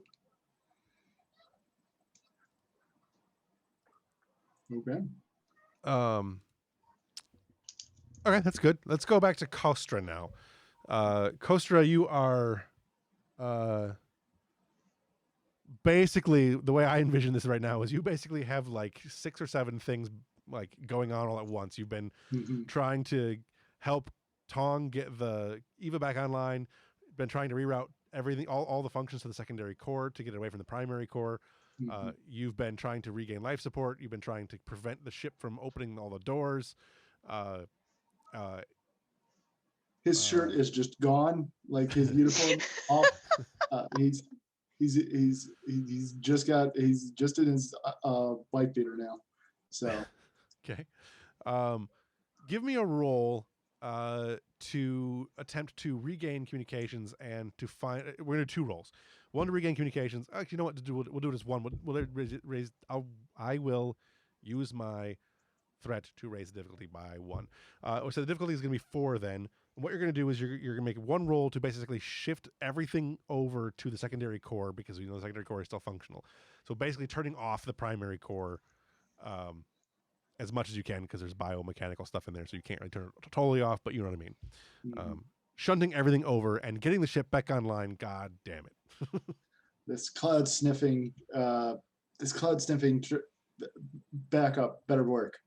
And then there's of course a big lever that needs to be pulled. So he's going to reach Yeah. up, he's going to grab that lever, pull it to the final step. What do you think? Daring engineering? Yep, that's fine. Okay. By 2. Yeah. You're full up. I'll buy 2. All right. Ah, Okay. well, that is 3 successes. And a complication, right? Mm-hmm. All right, I'm going to still let it succeed. Did I say 3? I said 4. I said it was 3. I said it was 4. But anyway, all right. But anyway, I'm going to let it succeed because that's where we're at. But there's going to be a complication, and I'm going to go ahead and say it's going to be succeeding at a cost. So the complication and the cost are both going to be related. As you pull the lever, a big spark happens, and you hear all the things shunting and panels blowing up, various places of the ship. However, the power comes back online, the communications, you can hear the communicator chirp back online, and then you hear the warp core power down. Mhm. Oh. So that is your complication, and your some panels exploding is the complication that I gave, and the at a cost will be the warp core shuts down. So His curse rings throughout the ship. You can hear it in deck 3. But not in the Lucius. Arrow Wing, where Tom is currently listening to some F-pop or Ferengi pop Or on the bridge where Falks is in popping control. away. Fox, though, you note that you now have communications back online, and that your engines are no longer online. But command has been restored to the bridge. Okay. Well, Kostra is going to go down to the warp core, see if he can get that rebooted. Right. Yeah, that's just a normal process. It just takes time. Okay. Well, he'll oversee it because he's this is his ship. Damn it. Right. So yeah, Ambrose and Hage, you guys are both back aboard the station. Chirka is with Ambrose, so Chirka probably noticed it first. The tricorder regains connection to the Europa. Commander, we have access to the ship again.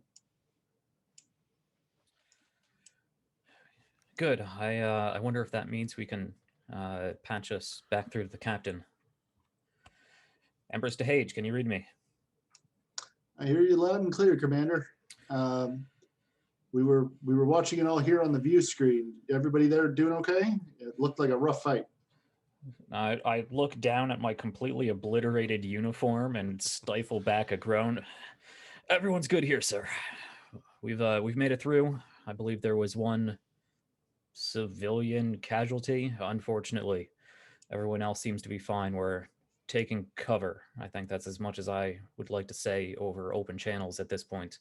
Figure that's what went wrong. I didn't really have time to come up with a better way of communication. The smaller droids, they're not advancing. They're taking up a defensive position for us. Do you know what that's about? Have you gotten through to the core? We're talking with Cora, but from what I can tell, our holographic security officer is slow walking the robots. All right. Good. It did look like they were operating less efficiently than they really should have. All right, we're secure here for now, sir. I'm gonna hold position until you let me know everything's all right over there. Jericho also said we have connection with the ship. I haven't contacted there. I figured you were priority. Okay, well, beam out the civilians if you can. If the ship's transporters are operational, and after that, you should come to the core. I think we may have found the resolution of our issue, but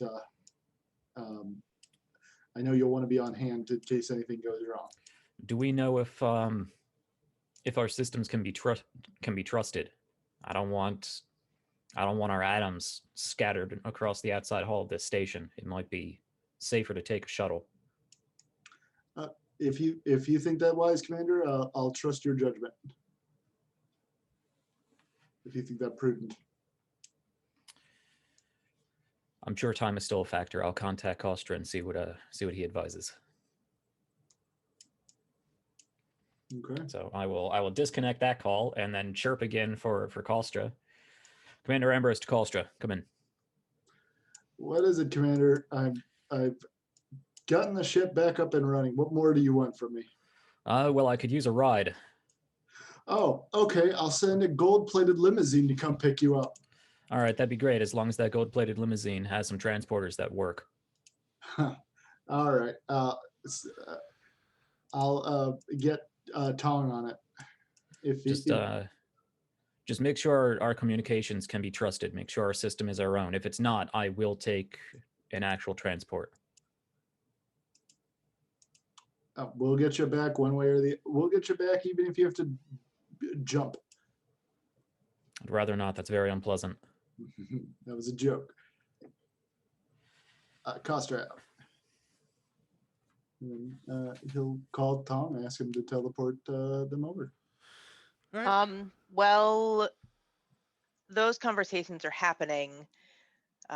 O'Connor will kind of look around and shake her head and kind of snap out of it and realize that Ambrose is injured and pull out her little field med kit and just doesn't say anything to you, just walks over with a hypo and just starts fixing you. Walks over the hypo. Sleep.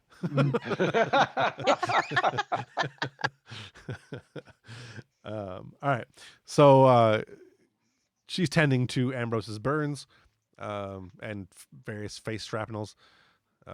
Kostra. I have a branch sticking out of my shoulder. Kostra, you can go ahead and contact Tong and let Tong know he needs to do what he's got to do. Because I don't think Tong even realizes that anything else has happened. Nope, he's still bopping away in the arrow wing. So, yeah, I mean, the ship seems up and running. Yeah. So I guess the beam goes off without a hitch. Yeah, I was just kind of looking forward to the. I kind of wanted to see Tong's reaction to when everything is like, "Oh, wait, what?" Oh. Tom, get your big ears on that teleporter. Oh, aye, sir. Everything's taken care of down here. We have Eva nice and cozy in the Arrow Wing. We are all good to go. We bringing everybody back now.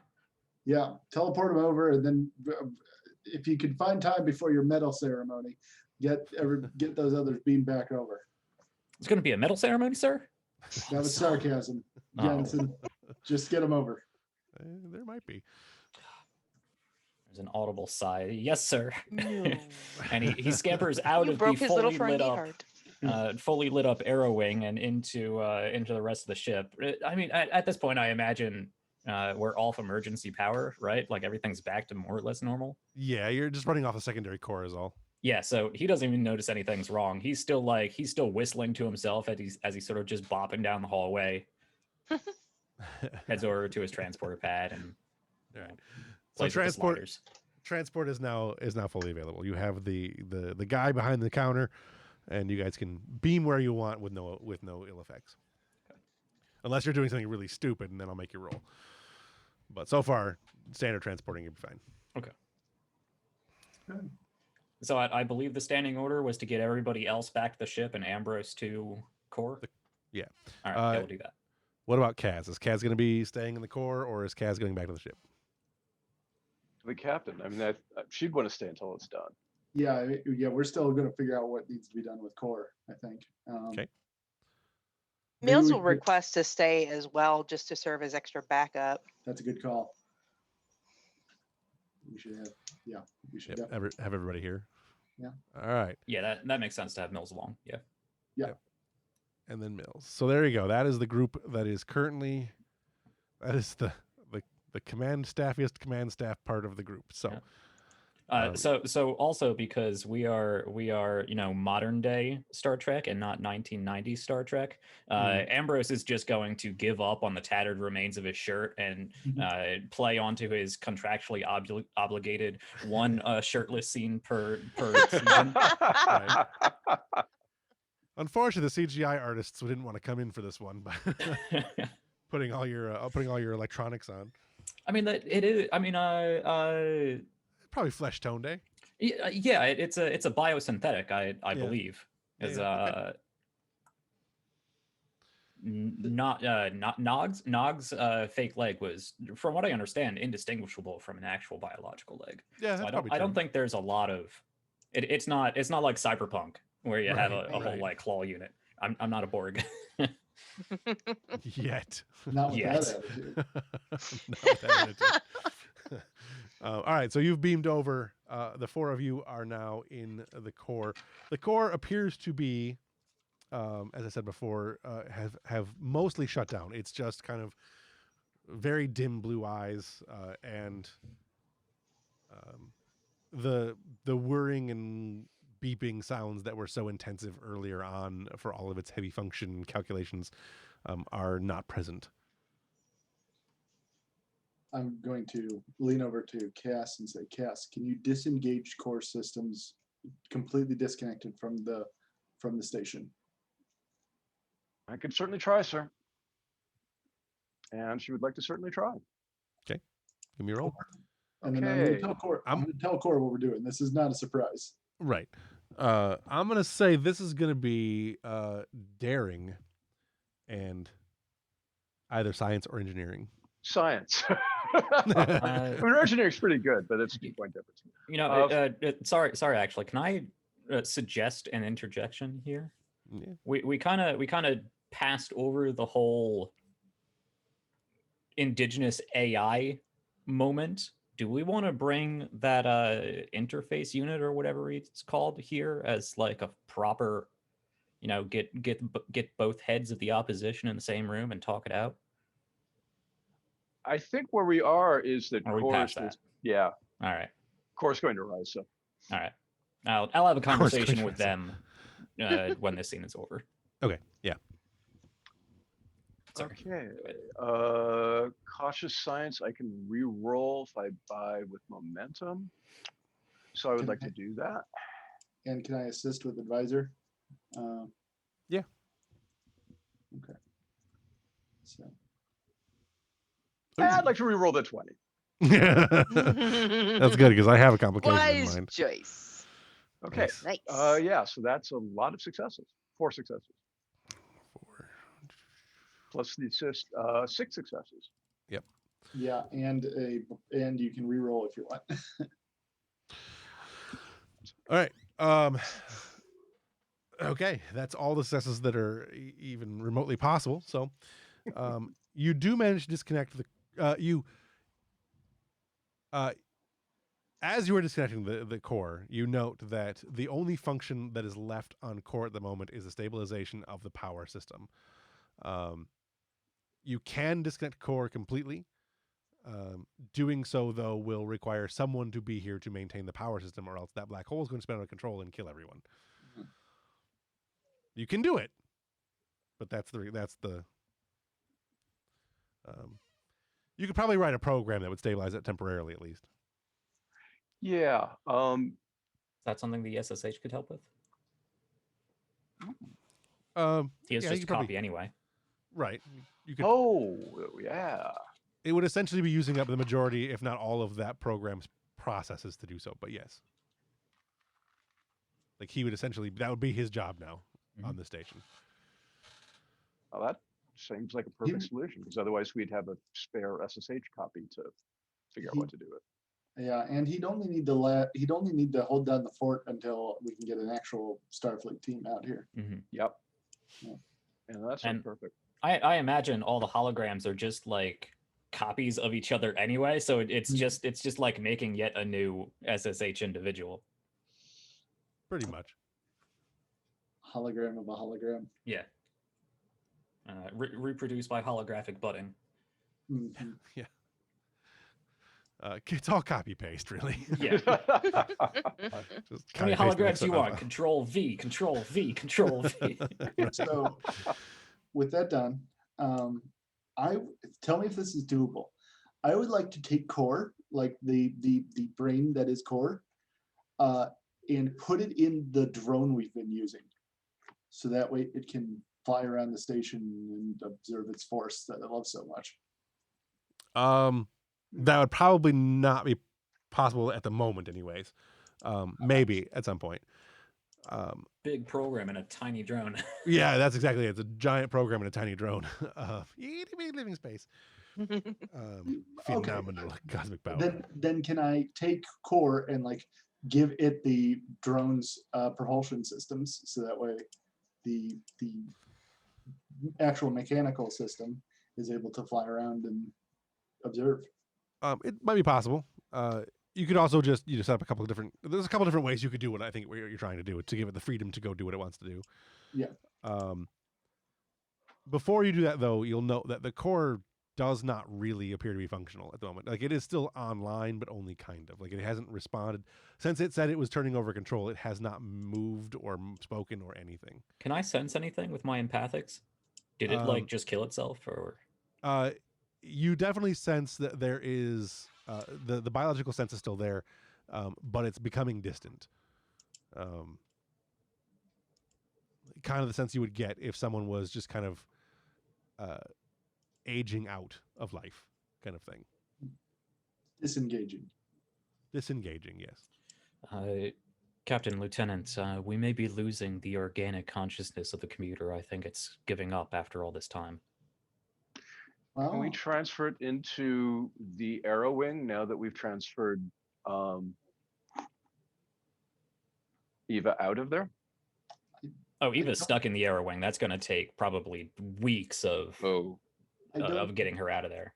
I don't think that's a good idea for a couple of reasons.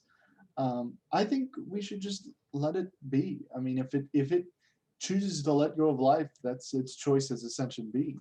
I would agree. I just figured you'd want to know.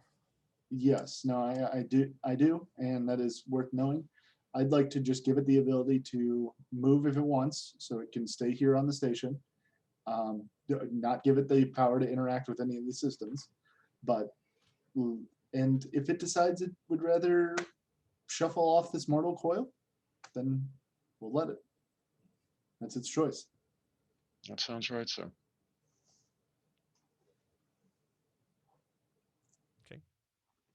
We'll give it time. It does. It won't have to make a decision here soon. So we'll let. Its life has radically changed for the first time in thousands of years. There's going to be an adjustment period, no matter what it decides to do.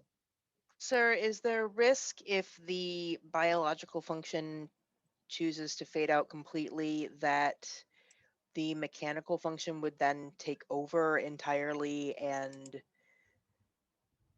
run essentially without the emotional component that Maybe, but has brought us to but this even point? if that happens, it'd be powerless. Yeah, Kaz has already disconnected it from everything, so. Yeah. The station is now basically just running on its own. It is now an uncontrolled environment. It will grow or shrink based on its own whatever evolution until more changes. We'll It's have to own bring a entropy. whole Starfleet Corps of Engineers team in here to Right. make Yeah. sure. With that, there's not much else to happen aboard station other than I think Ambrose wanted to talk to the abandoned. Yeah. So go ahead and do that.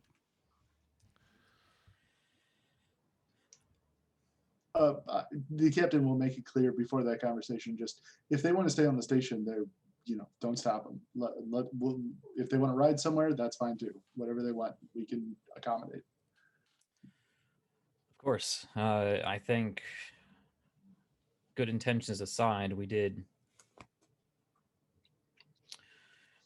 take a side, sir. It was kind of forced on us, but we played a pivotal part in this society's development.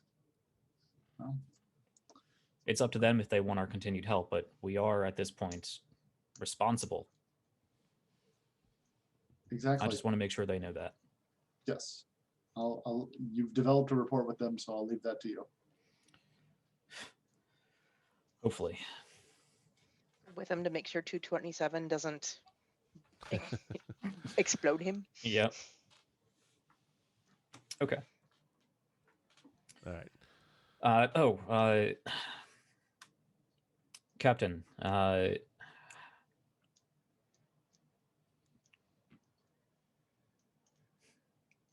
you have plans for what we're doing next?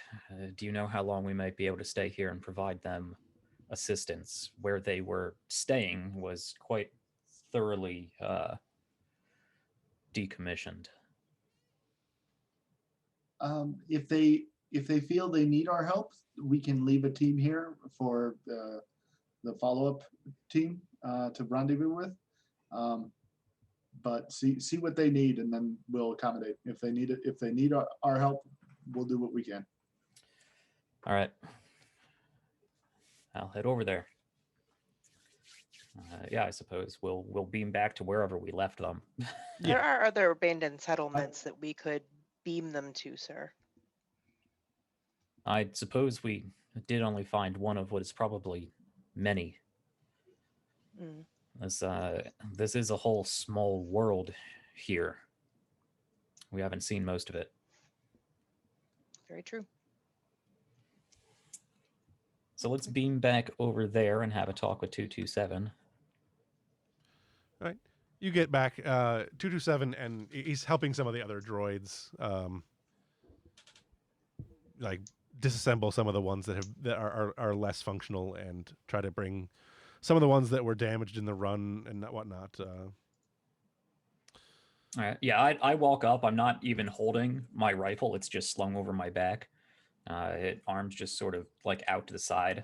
Mm-hmm. 227, how are your people faring? They are alive.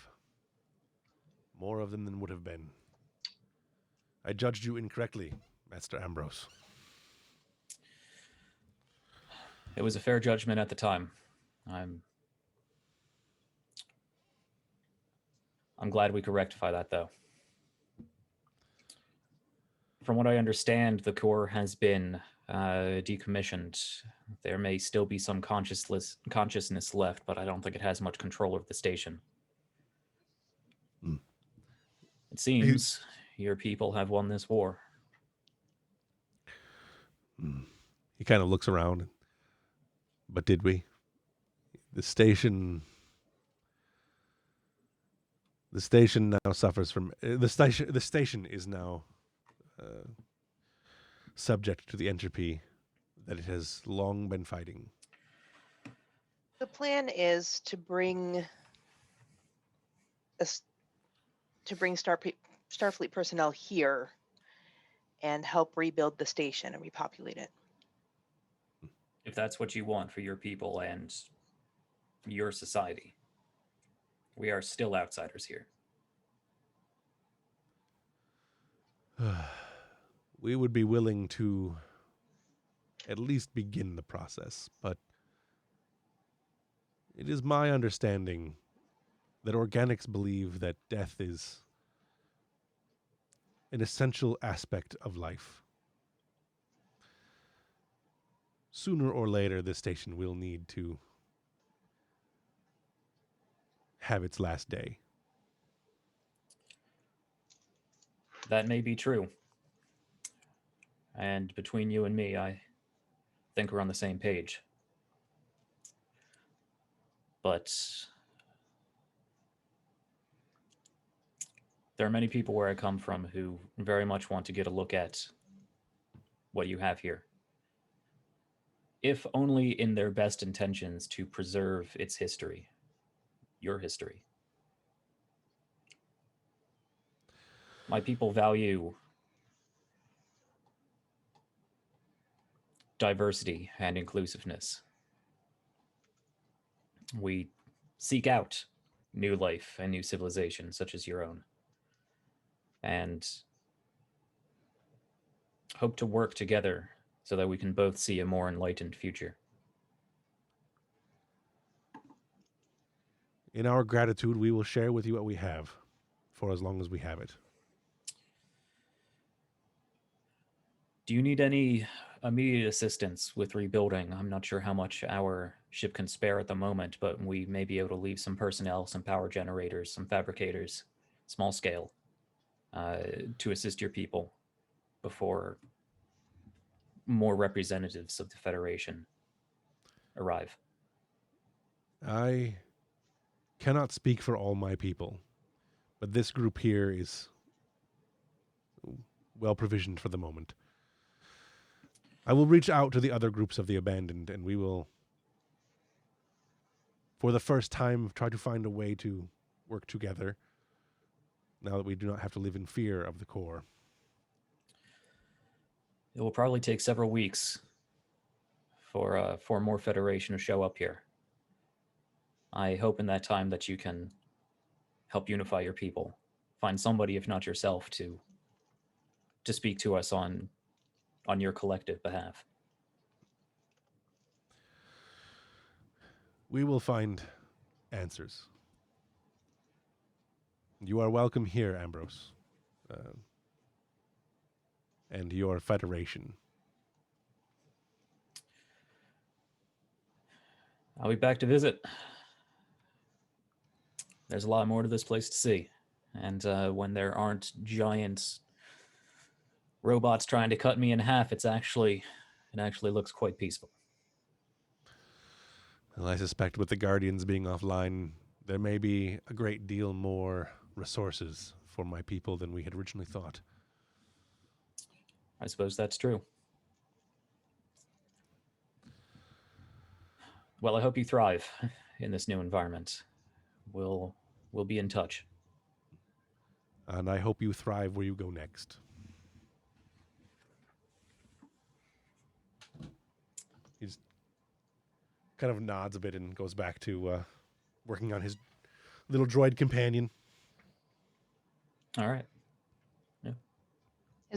But just before we beam out, Mills will reach down and smile and pat the little droid that she had picked up on the head. Okay. He kind of beeps and whirs in a happy way, kind of bounces. Yes. Wally. So yeah. You guys beam back to the ship? Yeah. I assume I assume Hage was going to be back, or do you have something else you were going to do? I would like to do one little vignette Sure.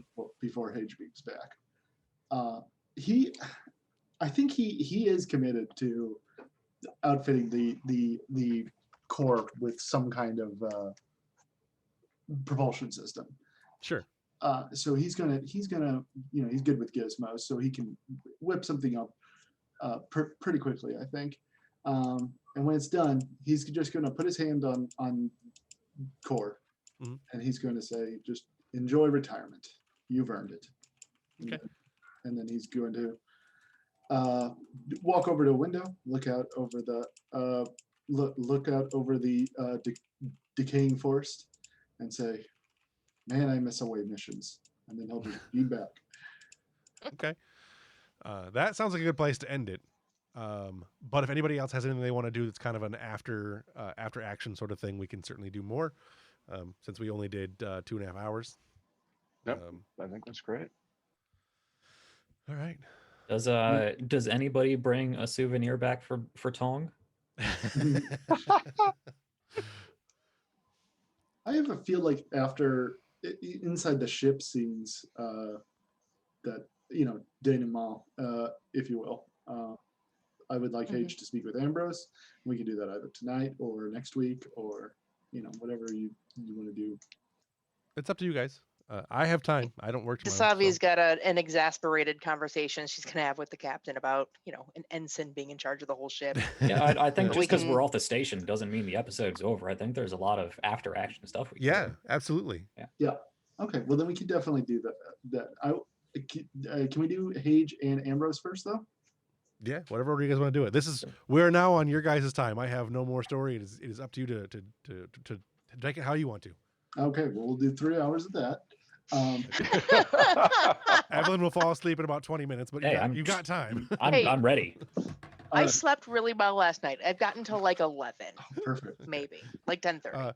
Tell you what, let's go ahead and take 5 and Yeah. come back to it. That way we have a natural breaking point for where we're at. That sounds good. Get some more coffee, turn on some lights. Just realized I was in the darkness. I'm so enthralled. I didn't see the night had come. I was wondering if your power had gone out, but you seemed No. to be dead, so I didn't say anything. I just assumed the geese had cut the power and were coming in. Yeah. All right, 5 minutes. I'll be back.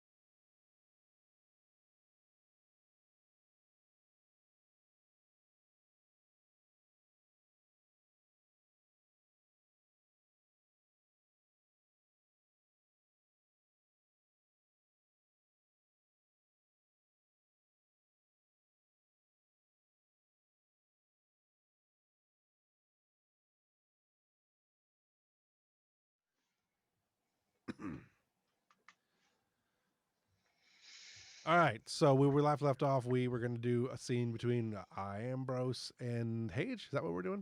Oh, if you don't mind us starting off with that. Yeah, go ahead. So I think Hage and Ambrose would have a debrief after the last mission in the captain's ready room. Hage would offer him a drink. I forget what your favorite. I forget what you drink, Arnani. What do you want to wet your whistle? I feel like I did determine this at some point back when the last time you offered me something offensive like Cardassian Cardassian wine. something, yeah. You put English breakfast tea in the dot. Yeah, that's his sort of that's his relaxing drink. Okay. Well, he'll Yeah, we'll go with that. replicate you one, and so we should talk about that mission. Overall, I'd say it was a pretty big success. We ran into trouble, but everybody that I saw handled themselves. What about your team? Anything?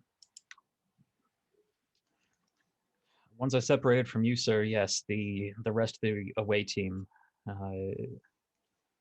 performed well.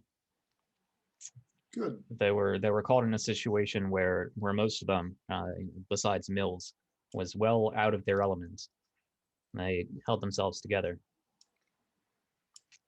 Good. That's good to hear.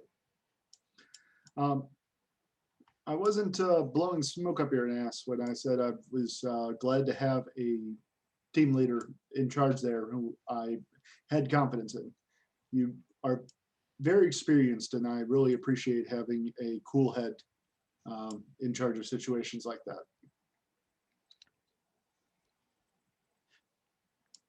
Despite how it went down, I am glad I was there. Mills performed very well. She's quite a shot, Good. but it's a lot to put on a lieutenant. Yeah. Yeah, it's a lot to put on a young lieutenant. Yes. I'm glad to hear she performed well. Yeah,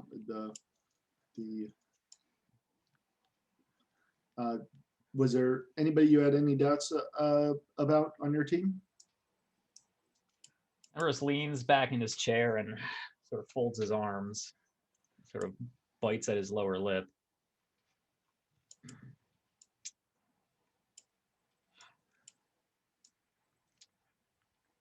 No, sir, no complaints on my team, sir. Good.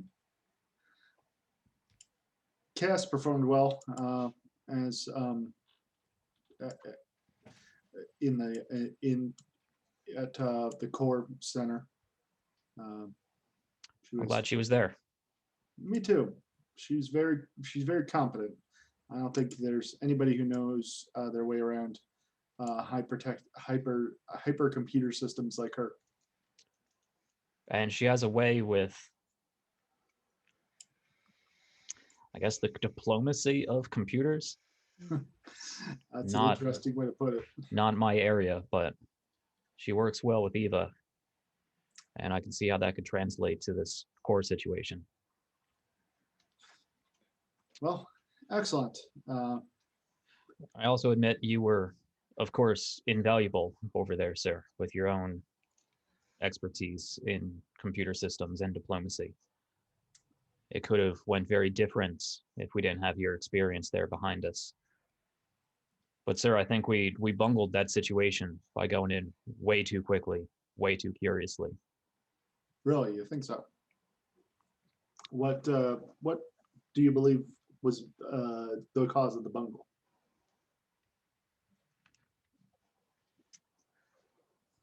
I said it in the field, sir, and I stick to it. I hope you'll allow the minor insubordination, but I think you put your own curiosity ahead of the welfare of the ship, your crew, the ideals of Starfleet. We radically changed the course of a civilization down there. A failing civilization, sure. But that station had been going on for thousands of years without us. We show up for one day and barely make it out on our own, let alone changing the entire way of life for everything that happened there. I think it'll turn out for the better. I hope that cooler heads in Starfleet will prevail, and this becomes a haven for science and first contact with a new civilization. But this is technology far beyond what we would naturally have at this point. It's a civilization we know very little about. It's a civilization we have very little precedence to know anything about. And we stumbled ahead blindly. I've always found the human preoccupation with progress interesting. We have no such concept. For us, life tends to just be one big continuum. The station's not above us technologically. It's just something we haven't figured out yet. We will, and there's no. The Prime Directive states that we shouldn't interfere in the internal politics of a situation. I'll admit, we didn't know about the robots when we arrived, but us helping them was not a Prime Directive violation by a long shot.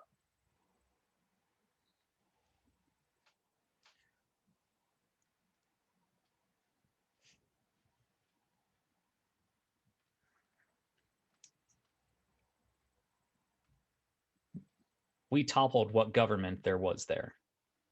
That's why Core, I see you mean? the core. Yes. You and I have Autocratic as it may be. You and I have very different definitions of what a government is. I suppose that's true. Government may be the wrong word. But there was a status quo that we radically changed. I wouldn't be so worried about shaking up the status quo on occasion. If Core had let us leave, if Core had demanded us to leave and allowed us to do so, I would have done it without a second thought. But that's not what happened.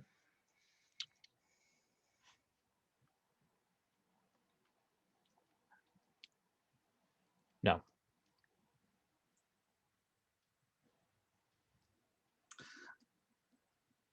Part of me worries that you might be too conservative for a commander. Let me phrase that better. I think you're conservative enough for a commander, but I can't help but worry that you might be too conservative to be a captain.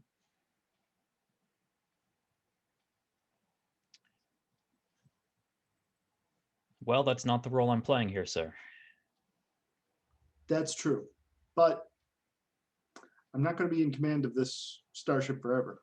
And when I retire, I would like to see my my second in command get a command of his own, if he wants one, I suppose. Do you want one?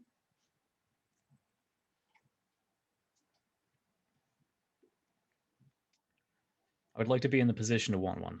Yes. I've been in charge before, not of a whole ship, not for an extended period of time. I believe I can command. I believe I can make the tough calls. I think I understand your worry. I'm not worried about you making the tough calls. I'm worried about you making the right calls.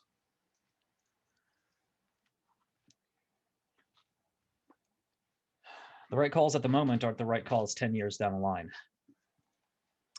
No, that's true. But they're the best we can manage at the time. And sometimes you just have to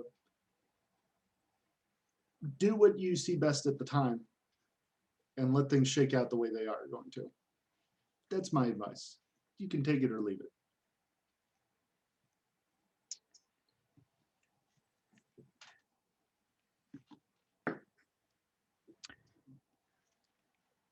I'm surprised that somebody with your level of experience, the sheer number of lifetimes you lived, I find it curious that I feel like I take the long view a little bit more than yourself. I Maybe don't if that- know where you were during all the conflicts in the last 10 years, but I've watched thousands of people die. And the ones that got blown out of a starship were the lucky ones. Because we were curious and we moved too quickly. And that's what Starfleet's all about. Exploration, moving forward, meeting new people, and sometimes you're going to meet bad people. I understand that. This is the second time we flew straight towards a singularity with little regard for the physics that could crush our ship, what was on the other side of it that could do harm to our people, the vast amounts of technology we don't understand. We could have been flung into the Delta Quadrant, the Gamma Quadrant. We've been extremely careful. The parallel universe, we never went in. We always kept the ship safe at a safe distance while we did our studies, and we came out okay. In fact, we saw the mirror. We saw what happened in the alternate universe where that didn't happen, but we managed to avoid that fate because we explored, but we were practical about it. There's nothing wrong. There is such a thing as being too practical. Sometimes you need to barrel towards those black holes, but just be careful about it.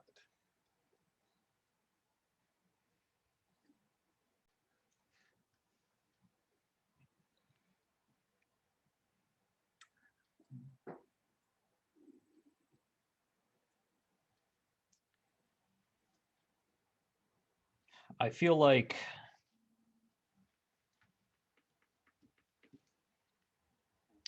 the line between exploration ship, science ship, warship have been blurred in the Federation in the past decade or so. So, which are we on? I feel there never was such a line. At least I can't speak of Earth, but on Trill, our trade ships are equipped for war. Our warships are equipped for scanning. It's the nature of things. Sometimes it's better to be ready for anything. Have you seen a Starfleet science ship engage with a real warship?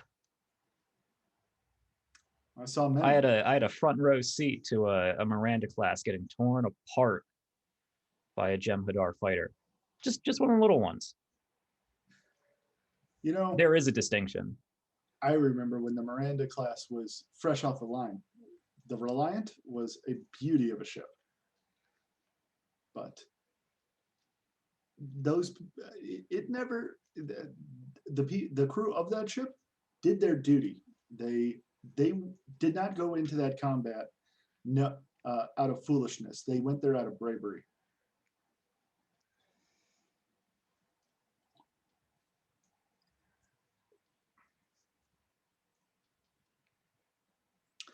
A science ship is a starship. It should be ready for war. It should be ready for science, and it should be ready for diplomacy.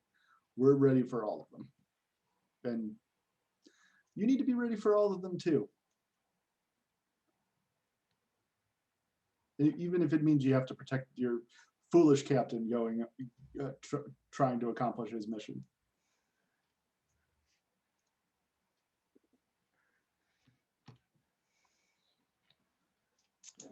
All I'm saying is I think we put a timer on a mission that didn't need to have one. We're out in the vacuum of space. We can spend weeks out here. We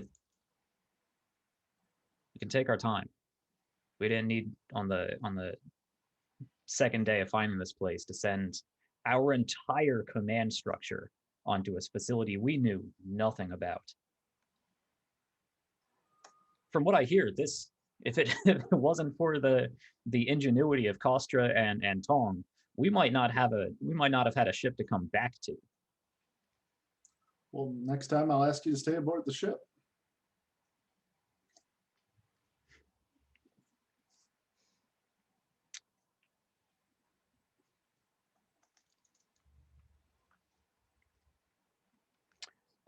That is your prerogative, sir, but I'm not sure that's how protocol. Not sure that follows the recommendations of Starfleet.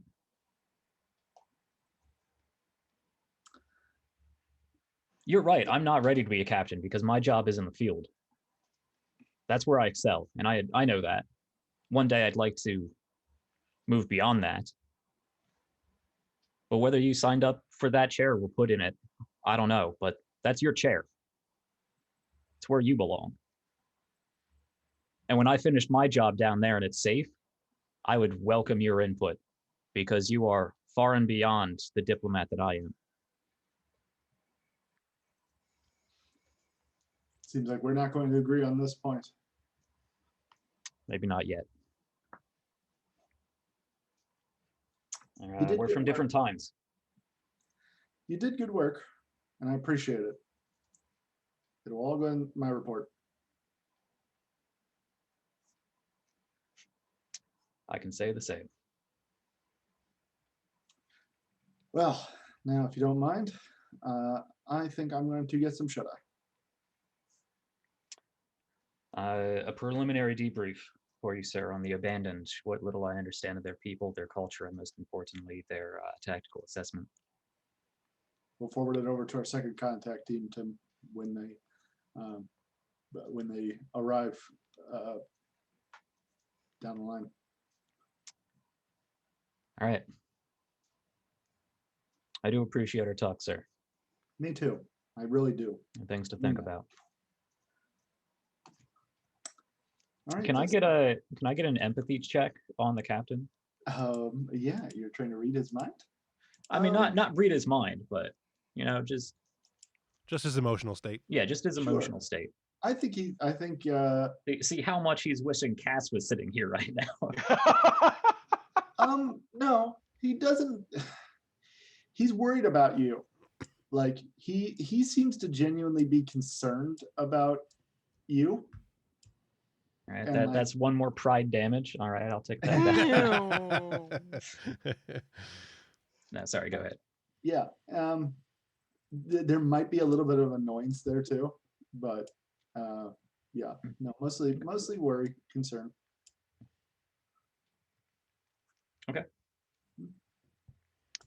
Yeah, I'll stand up, go for a salute, and then before you can even stop doing that, I'll relax and walk out. As the door opens, you see Dasavi standing there with a look of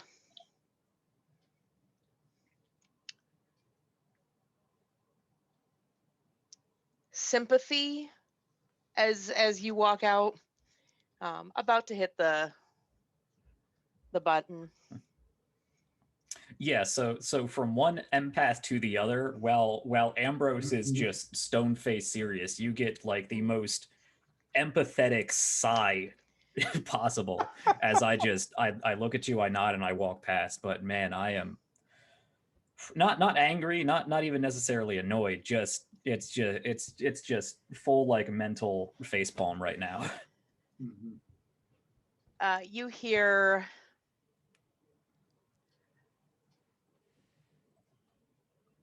you tried, but he's stubborn.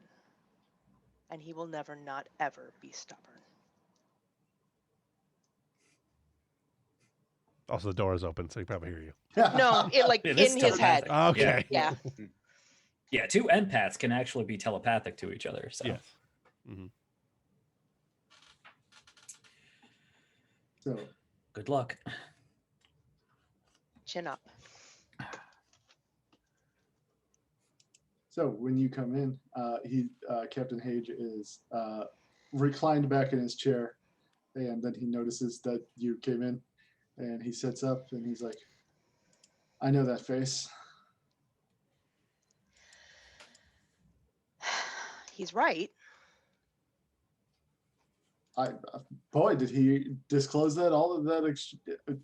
You empaths are tricky ones. You know that, all right?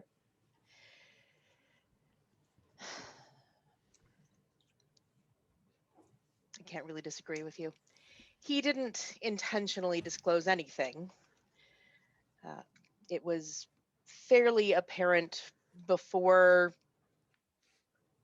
the door even opened that you two were having at least part of the discussion I'm here to talk to you about. Great. And why don't we bring in all the officers so they can all complain to me about me going on one away mission? It's not about you going on one away mission. It's about putting yourself and the ship at risk. You left an ensign in charge of the entire ship. Costner was in charge of the ship. Falk seemed to be under a completely different impression. Ensign Falks did not seem to understand the situation correctly. Then you probably should revisit that. I think next time I should leave you in charge. See how you like this. Well, that's the other part of the reason I'm here. So we'll start with the part you won't like, and we'll end with the part I won't like, and we can both leave frustrated. Sounds like our usual. Go ahead. You know.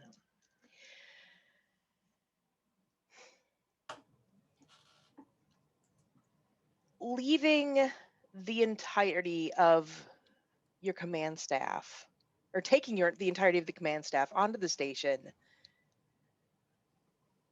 was foolhardy. What were you thinking? I was thinking I wanted my best officers there to carry out the mission. And what about the rest of the officers who were here to deal with things like the life support going down? They're Starfleet officers, and they were able to handle the life support going down. Were you not? We were. What? Okay. If I had stayed here, what could I have done in that situation that you weren't able to do yourself? Commanded the ship? I Communication don't have my command cert. I can run a med bay until the Klingons become farmers. But I can't command a ship. Look, you all handled yourselves well. I read the reports.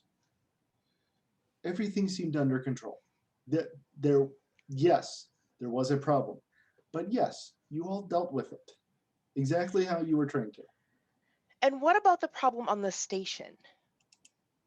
If that had gone sideways, you would all be dead or trapped. Best case scenario, trapped. We lost communications. We lost ability to transport for quite some time, which I would like to remind you, I predicted. Doctor, I told you so. All right, we'll send a shuttle next time. Is that what you wanted to hear? Yes.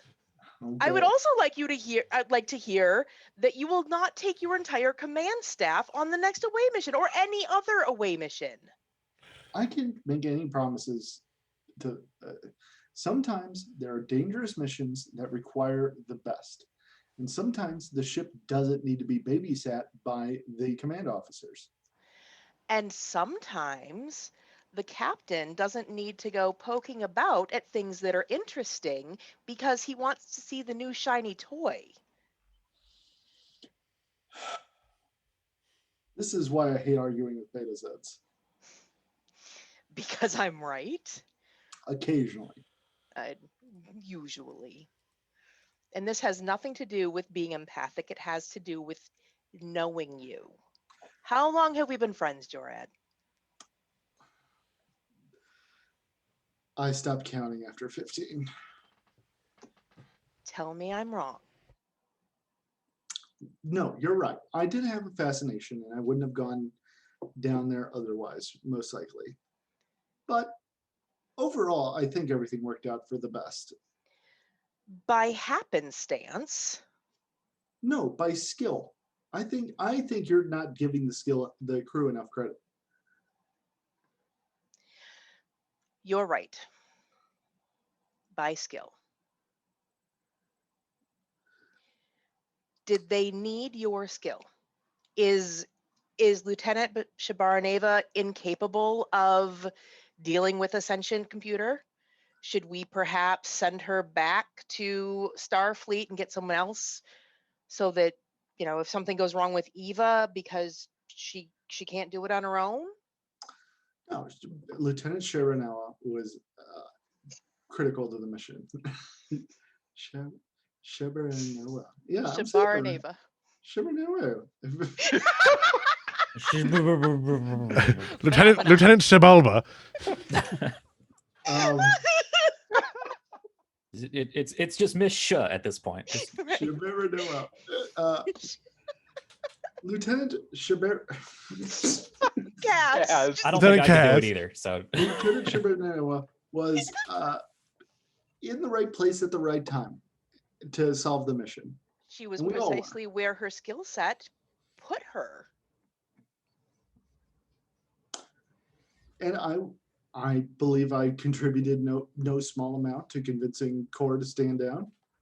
No doubt you did. But did she need you to? If you're trying to use my confidence of Cass against me, and I do not appreciate it.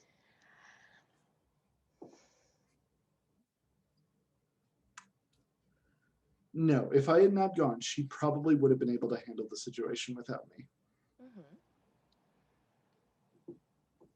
If you had just waited for the security team to clear the station, you still would have gotten to play with the shiny new toy without putting yourself at risk, without risking turning the ship upside down as we lost the entire command staff. Without giving And- Ambrose a heart attack. Oh, please, if he has to worry about giving Ambrose a heart attack, nothing would have done. But I take your point.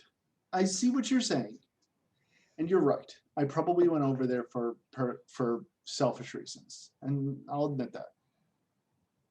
I can't promise you though that it won't be necessary in the future. I will try and be more cognizant of when it is necessary for me to go and when it's not. Appreciated. Necessary versus want versus need. Yes, I will admit that may have been a want scenario rather Yes. than a need scenario.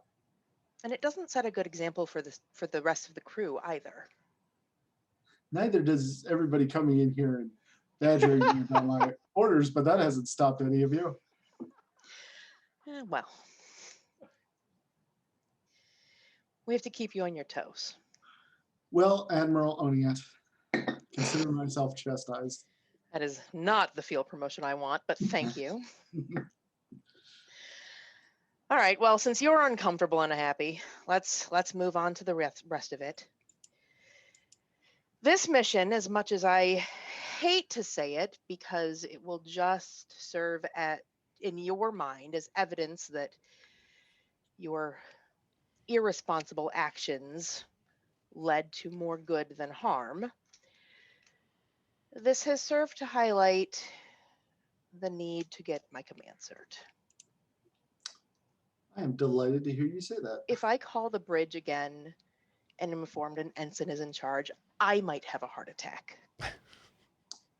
I agree. I agree. We do need somebody experienced who's not necessary to keep the lights on. I'll agree with you that. All right, perfect. Well, Let's set up a training schedule. excellent.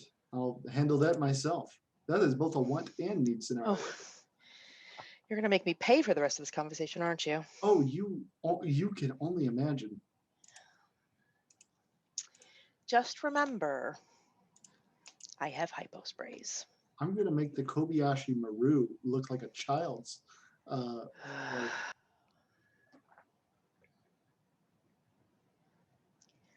I see a nap in your future, Jorad. oh, believe me, I do too. If there wasn't anything else, so let's say we make that future a reality. All right. Get some rest. I have no doubt if the mission itself didn't drain you, that the last 2 conversations you have had. I'll have to figure out which one did it more. Good night, Desavi. Good night, Jorad. Perfect. Exuns. I loved both those scenes. Those were great. Those were amazing. All right. What else do we want to see? Do we want So Ambrose is actually, since the captain is in his ready room, I imagine Ambrose is, he has the bridge, even if the captain's only like 20 feet away. I think that's usually how it works. Yeah. And Ambrose isn't actually sitting in the big chair. He's standing up in front of him. He just looks over at the doctor as she exits and just gives a more like, because I can't telepathically know what you said, but I feel like I get the feeling like you're saying the things that I have been programmed not to say directly. So it's just kind of like we're on the same page. Partners in crime. Just a sense, get a general sense of catharsis. All right. Anyone else got a scene? I'm good. If we've got time and people have the energy, I'd like to do a scene with Mills and Chierka. I'd like to give her a minute or an opportunity to kind of unwind. Yeah, that sounds great. All right. Before we get to that one, though, I have one that I'd like to do, but it needs to be Tong and Kaz. Interesting. Okay. So Tong and Kaz are probably aboard the Arrow Wing, helping Eva get resituated. Eva, who has taken a liking to Tong for saving her life, basically. This is my friend. This is my friend. Lieutenant Shaberneva. See, I tried. I got it. Perfect. Yeah. Good job. Lieutenant, this experience has been most enlightening and somewhat terrifying. Terrifying was the word I was thinking of, Eva. I'm glad to recognize that. The power of the core. There was a very real possibility that that it could have rewritten me. Yes. I have not had to come to grips with mortality before. How do your people deal with it? With each other's assistance. It's something that most of our species have learned, and particularly in Starfleet when we come together to work across species, is that we need to talk through those moments, and we need the reassurance and support of the other sentients who are together on this journey with us. The rest of the ship has a counseling staff. I'm afraid that all you have is me, and I think we should discuss these things routinely because they're terrifying and you have no frame of reference for them. And I hope I can provide some of that. I am accustomed to having a certain level of omnipotence as to the events of what happens aboard this ship. You're used to being the most intelligent, most powerful being in your environment. And out here in space, that's not going to always be the case. I find it disconcerting that an ensign who has little experience in my systems was able to be so effective. I'm grateful, Mr. Tong, but take no offense to that. You might be underestimating us, Eva. one of the problems with the way Starfleet is structured is people are assigned tasks, and it's tempting to think of them as their task and not as full individuals, which is why many of us struggle to understand you as something more than that which makes the ship go. We are much more than we seem to be, and much more than sometimes our circumstances allow us to be. And Santong demonstrates that. Thank you, sir. Good job, Ensign. Yes. Now, if you could only get me back into my normal-sized home. Oh, right. I'm working on that. Unfortunately, your house was quite thoroughly trashed. It's going to take a while to put everything back together. Again, though, Mr. Tong, I do appreciate your efforts. I am told you play a game of chance. Is this something that you would be opposed to my learning?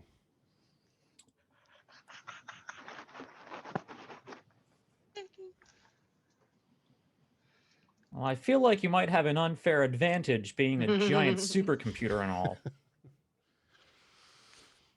But, I mean, nobody else here plays for actual Latinum, so it can't hurt, I guess. Yes, I do not have a way to get my hands on Latinum. You have intrigued me, Ensign Tong. I admit that my experience with Ferengi is extremely limited, but you have inspired me to learn more of your species. Well, good. We are an eminently cultured species. That is slightly contrary to what I was informed by. Oh my God! Oh, I forgot his name. Oh, yeah. Picturing him. The Maddox. doctor, the one that created her. Yeah, Bruce Maddox. Maddox. Ah, Yes. right. Yes. From Mr. Maddox. Oh, don't believe that slander. It is entirely false. I assure you. Simple matter of overcompensating for one's own deficiencies, I'm sure. Perhaps. Again, thank you, Mr. Tong. I look forward to our conversations, Lieutenant. I do too, and I don't know whether proximity matters to you or not, but I'm happy. While you're stuck here, I'm happy to come down here and talk with you. At the moment, I don't have access to the rest of the ship, so I do not have. I would be able to communicate using the ship's communication systems, but Actually, you know, Eva, I was thinking I'm also fairly good with well, obviously transporters and replicators, and there is a power system application involved as well. And I think with the help of the other holographic systems, I think we might be able to make you an actual person shape thing. Because they were saying you picked out a face, and normally there's bodies that go along with those faces, and we have projectors all over the place. So if that would help your mobility, I feel like you can just pop into all of our internal sensors and whatnot. So I'm not sure if that's really going to help your sense of self, but it might help with the rest of the crew to have a person-shaped person to talk to. I guess maybe. Tong, that's a terrific idea. Eva, consider it. There are many ramifications to this, but it's quite an interesting concept. You would also have hands. They are helpful. as the form that I was given was chosen by Core, I will have to give it great consideration. Ah. But I do appreciate it. I think Tom raises some very good points. Think about it, take your time, and in the meantime, I'll come down here to work as much as I possibly can and keep you company. And we can talk more about the whole death thing. Yes. And the humility thing, which is probably tied up in it too. Humiliation. Not necessarily. We all lose sometimes. And no matter how powerful or talented or intelligent we think we are, there's always somebody better out there. And learning to accept that That's growing up, no matter what your species. I don't know about that, sir. There might be somebody better out there than what you are doing, but if you can convince them that they're not, it doesn't matter. Well, it may not matter to them, but you still have to look yourself in the mirror. Fortunately, Ferengi are a beautiful people. Well, there is that. And a confident people.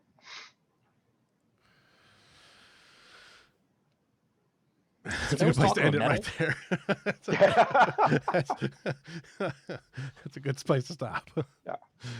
All right. Love it. Yeah. Next scene. We were gonna do what? Cherka and Mills, is that Yeah. what it So as we're leaving the transporter room, Mills kind of claps Cherk on the shoulders. Come on, let's grab a drink. I was gonna hit up the holodeck. Okay, let's go. You can hit up the holodeck later. All right, all right. What are you gonna do anyway? I don't know. I was thinking of maybe enjoying a holo novel. There's this one I like. It's about a grim detective in the hard streets of Trill, who solves crime. Yeah, you can do that All later. right, Come all drink right, with me. let's go. So So we'll head over to the. My brain just wants to say 5 forward, and it's the Mhm. wrong ship. Whatever, It's just the forward wherever lounge. our bar is. Yeah. The There's a forward forward lounge, lounge thank and an aft lounge. So Yeah, so head over to the forward lounge. Yezabeth will order a Saurian sarsaparilla and some carbo beans. Mills just says, "Bring me something strong. Strongest thing you've got." that will be done. That was some mission. When those walkers came over the hill, You're telling I thought we me. were done for. You and me both. You did good though. I don't mean no offense. I wasn't expecting you to be as useful as you were. Not because you're you, but because your specialty is more science than, killing giant robots. Well, sensors are important. They, really, when you think about it, our eyes are sensors.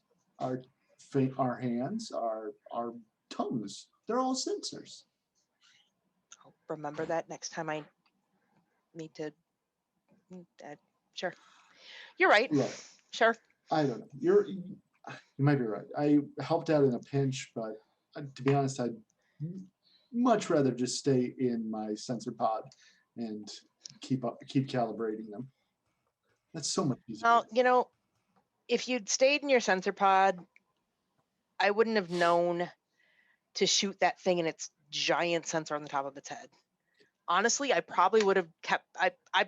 My first shot probably would have been to try to take out the legs. Well, I think the legs would actually be pretty tough because they would have to be made to walk up difficult terrain. So they're actually pretty complex Sure. technology. The sensors are near the top,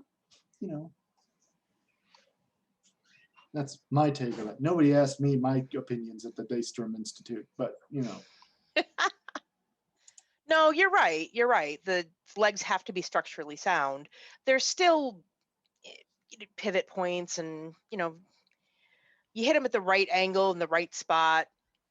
You can break them apart, but no, that sensor was a good call. well, thanks. Don't take this the wrong way, but I hope it's the only time I ever help you destroy a giant robot.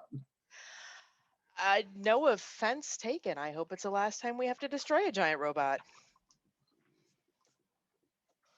What do you think Ambrose was impressed? I'm trying to make a good impression on him. He doesn't seem like he likes anybody. It's hard to tell if he's very business. I don't think he doesn't like you. Well, that's something at least, I guess. Yeah. Well, what about you? Do you think you impressed anybody? I hope I impressed the commander. I mean,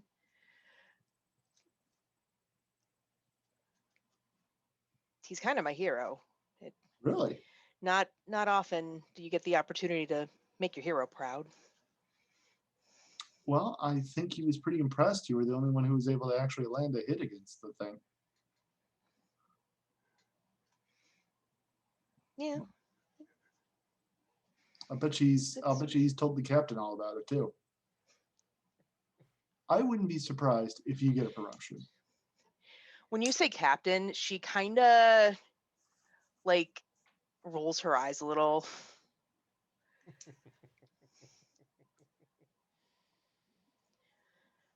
I mean, I don't know what promotions they like. Yeah, well, I suppose I wouldn't mind taking the security officer off the commander's hands. I think you'd be great at it. Thanks.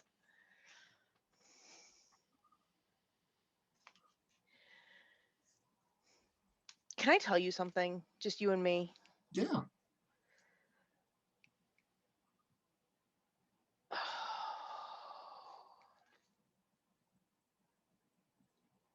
The captain kind of ticked me off. Like, I don't really know much about him, so I don't really have much of an opinion, but this mission, we shouldn't have been there for one. It was tactically unsound. And he kept stepping on the commander. Whenever, did you catch that? When we were out in the field, anytime I'd radio the commander and ask and brief or ask for guidance, the captain would come in and give orders. And sure, chain of command, yada yada, but also area of expertise. Yeah. We were in a tactical mission. We needed tactical guidance. Yesbeth will look around and make sure absolutely no one is near. That could overhear them. And she'll say, "Boy, you're not going to hear me say anything against the captain, but I think you're not the only one who thinks so. I heard on the bridge, Desavi and Lieutenant Commander Onia and Commander Ambrose both went into his office one after another, and the rumor is that they were angry at him for the mission." Well, maybe they'll talk some sense into him. You can't just do everything. You're the captain, sure, but you can't just throw your weight around and do everybody's jobs. Look, I just hope he never tries to do I just hope he never has a reason to talk to me. I want to be as low as possible so that way the captain never, ever has a reason to exchange a word with me. Mills kind of softens a little. I'm sure it would be fine. I'm frustrated, but he's not that bad, or he doesn't seem that bad. Well, he sounds pretty bad. I don't know. I mean, they wouldn't have. I know I'm waffling. I know. They wouldn't have given him the Europa if he weren't a good captain, but I don't know.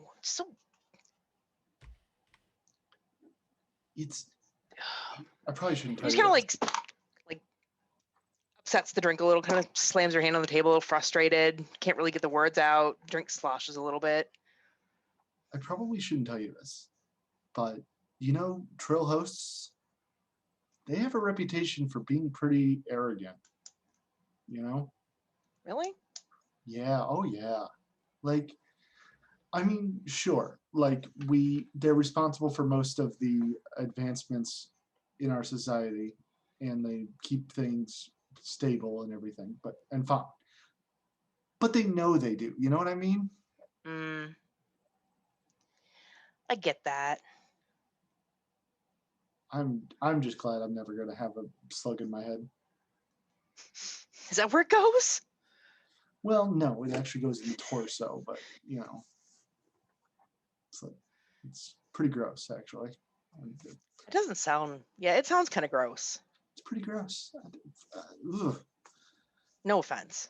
None taken. I think it's Yeah. weird. I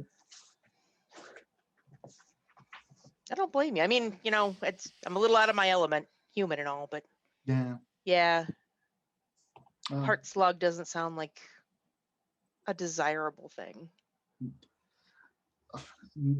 You have people that would kill for one back on the homeworld, but well, yeah, you get to join the elite. It sounds like. Yeah, exactly. Yeah, but nah. Real Trill. We keep it old school. To not having slugs. Delightful. That seems like a good place to wrap up the scene. I like it. Yeah. And any other things we wanted to do? If Cass knew all this was going on, she would be out defending the captain, but she is off the arrow wing with Pong. Keep piling it on. I love it. Quick question, Evelyn. How old is Mills? Not on our document. Mills is. And how? It's not on our document. I should fix that. I don't think so. And I guess follow up would be, how long has she been in Starfleet? It's not on there. If you know off the top of your head. O'Connor also does not have an age. Just an FYI. Yeah, well, I will fix that too. Yeah, give me a second here. Mills is 26. She.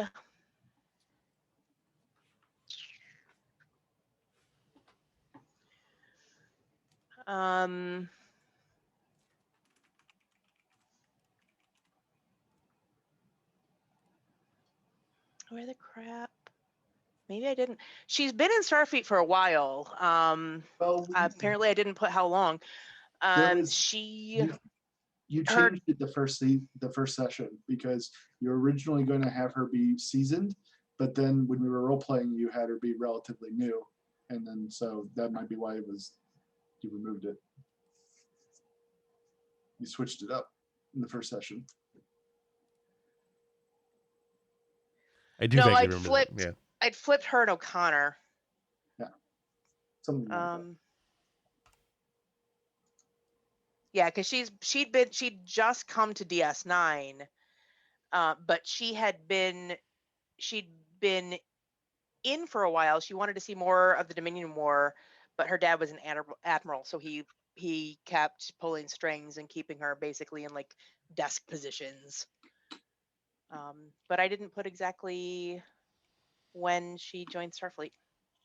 Okay. Well, I mean, graduating with lieutenant junior grade, you usually spend more time, so probably not more than 7-8 years, which is considerable. Okay. Well, it's interesting that conversation went the way it did, because Ambrose would like a conversation with Mills as well. Okay. And I imagine this is actually after one of our sort of group training sessions at security, and I tell you to hang back. Okay. Mills. She's a little nervous, but is keeping her composure. So you would sense that she feels nervous, but yeah, it's the. Yes, sir. I wanted you to stick around for a second. I have a proposition. Yes, sir. You did good back there. Between you and myself, we did the job of a much larger security team, which I admit I sent back to the captain at the time. But we handled it. We did good. You did good. Thank you, sir. And I recommended we send them back, so. That's a different conversation, but I agree. I think it was the right call at the time. And That's another reason I want to have this conversation. You show promise. You got a good eye. Got a good trigger finger. You have your finger on the pulse out there. Thank you, sir. Inside, she is beaming. I had a conversation with the captain yesterday, contents of which I won't go into, but it was pointed out that we will not always be in the positions we are currently in. She nods. Waits for you to go on. You're not going to be a lieutenant junior grade your entire career. I'm sure you know that. I certainly hope not, sir. I will have done something terribly wrong if I am. Not necessarily. There are plenty of officers that get to your rank and that's all they want. They do their job in Starfleet, they do it well, and that's good enough for them. I don't think that's good enough for you. No, sir. I want more. All right, I'd like to see more from you. Absolutely. I'm gonna keep an eye on you. As well, when we all move up a chair, which apparently is something we have to worry about. I got a chair picked out for you, if you're ready for it. Thank you, sir. I hope to make you proud.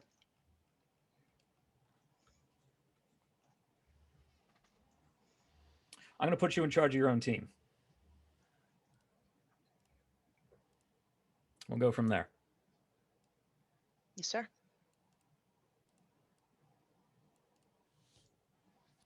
All right. I'll see you in a few days. Dismissed. Salutes and walks out. And I am going to go and put a letter of commendation in her file for her assistance in prioritizing the safety of the abandon that we were protecting, and for keeping a cool head and directing things while I was on my face half burnt.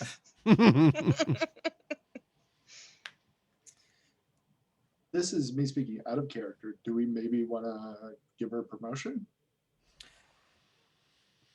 I was thinking about that. I think that's a conversation Ambrose could have with Hage as to if that's time. I think Hage would defer to Ambrose on that. So if Ambrose thought it. Yeah, I'd say we wait for now. Yeah. I'd say she shows promise, but I want to see more. Okay. Write the do me a favor in the Discord for the stuff we've got. Go ahead and throw together a quick commendation recommendation, Sure. and we'll go from there I'll do because I that. keep track of that stuff. So Yeah. Yeah, we've got them in the file too. hmm Yeah. Yeah, we do. Yep. Right. All right. Anybody else got anything else they want to do? That seems good, although I will probably think of something I'd like to do before we get into the nitty gritty next time. But I feel like I'm monopolizing things here, and it's not important right now. But I would love to have a counseling scene between Ambrose and the counselor. Whether we do that Oh, now, yeah, we next haven't had one of episode, those. or whatnot, because I think that is a really good place to wrap this one up. We can go ahead and do that one tonight. I was thinking about just throwing us a Tong scene with playing Tongo, but I think we'll skip that for this time and do we'll end it on a heavier note with Actually, if you all don't mind, I'd like to roll that to the start of next session because I've been in this chair Oh, yeah. for 13 hours. I'm a Oh, I solid Oh. massive pain. sure. Gotcha. I think Understandably having- so. Pain I think sparks that's a my good eyes idea. for the past hour. Oh.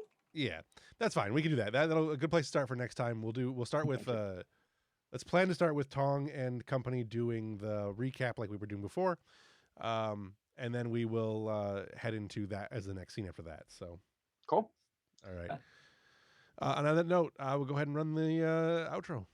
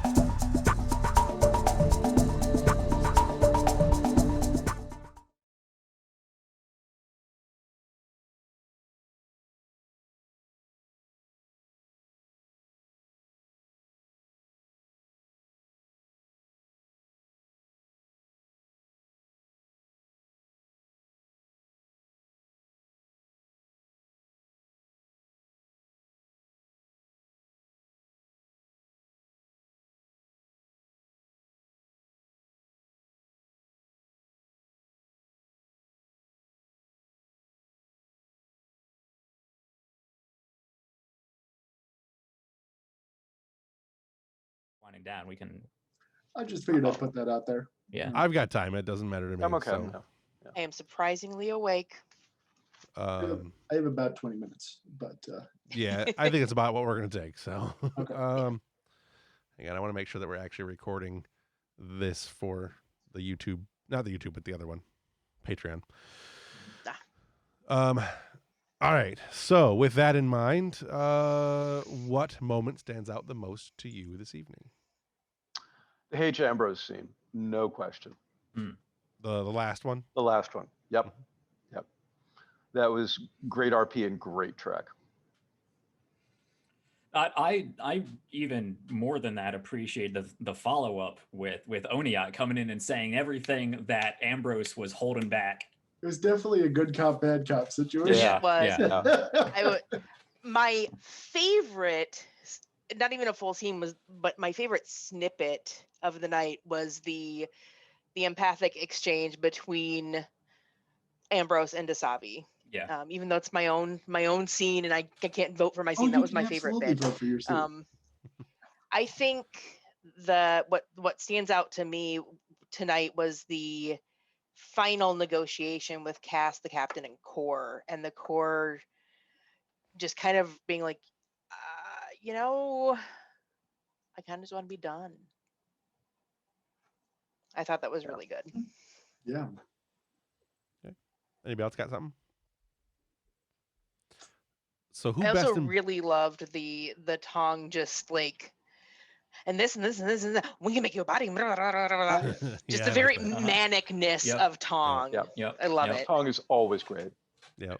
For mine, I just want to do. I really like that Ambrose came up with the idea to like go into the corridors underneath the forest. Yes. That Yeah. was was a very cool good. creative solution to the problem. Yep. Yeah, for sure. Who best embodied their character today?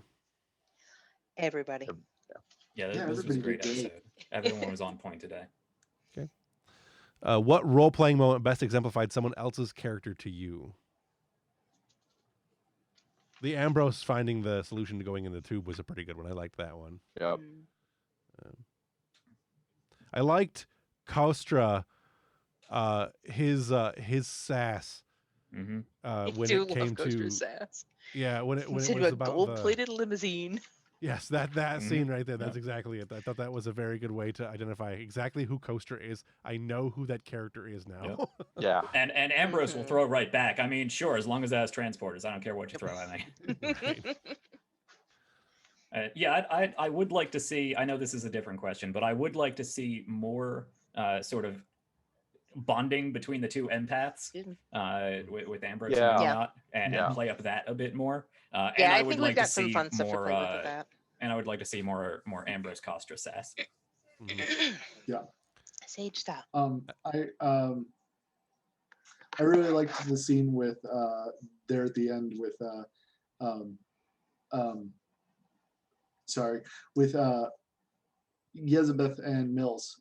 I thought Yeah. that was a great scene. Yeah, The terrific lower deck scene. It I thought that was really foreshadow- good. I thought it did a good job of explaining their perceptions of the upper deck. Yeah. Mhm. Mhm. Mhm. Yes. Plus, it foreshadows things that are going to happen. Yes. It really. Anyone else have a moment that exemplifies another person's character? I would just reiterate that same conversation between Mills and Chierka, because I think they were that did explain a lot about who they are, Yeah. just their personality and how they interacted with each other and Mhm. how they saw the upper command staff, and I thought that was great. Yeah. I loved Mills begging on the captain. That was Mhm. great. Yeah. Everybody banging on the captain today. Yeah. And Poor Captain. He didn't even do anything wrong. Debatable. Debatable. Oh, and please.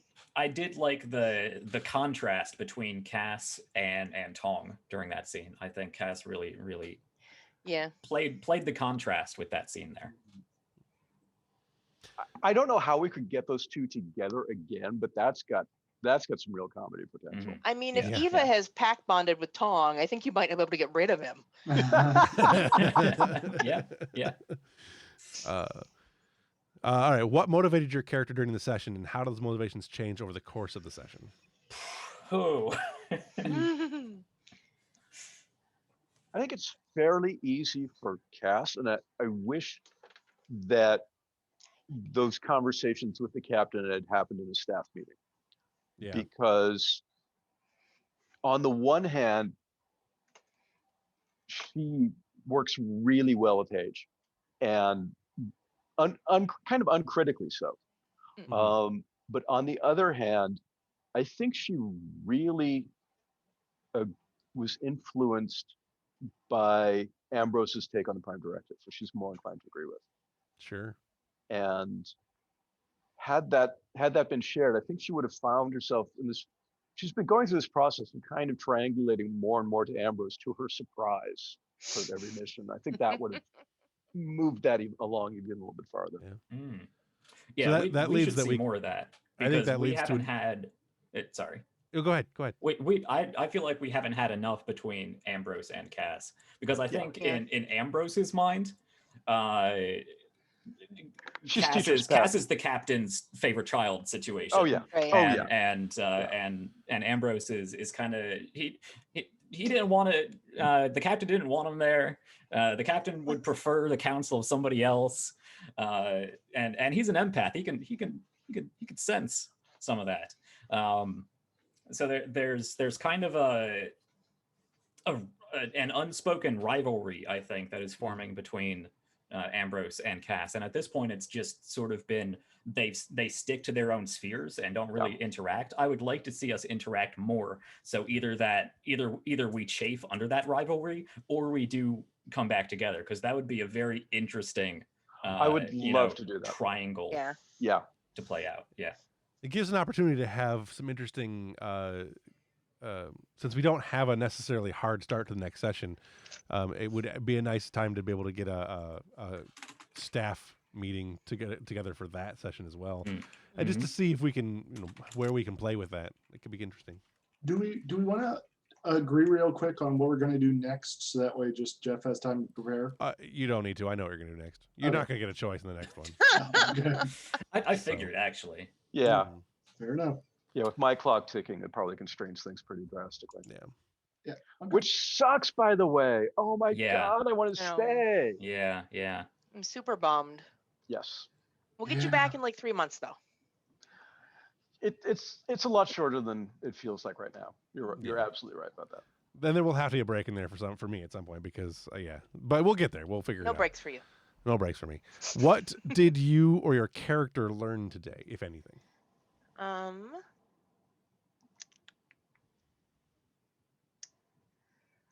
Mills learned that she's good. Like, she doesn't have to worry about. She doesn't have to try as hard to be noticed. Mhm.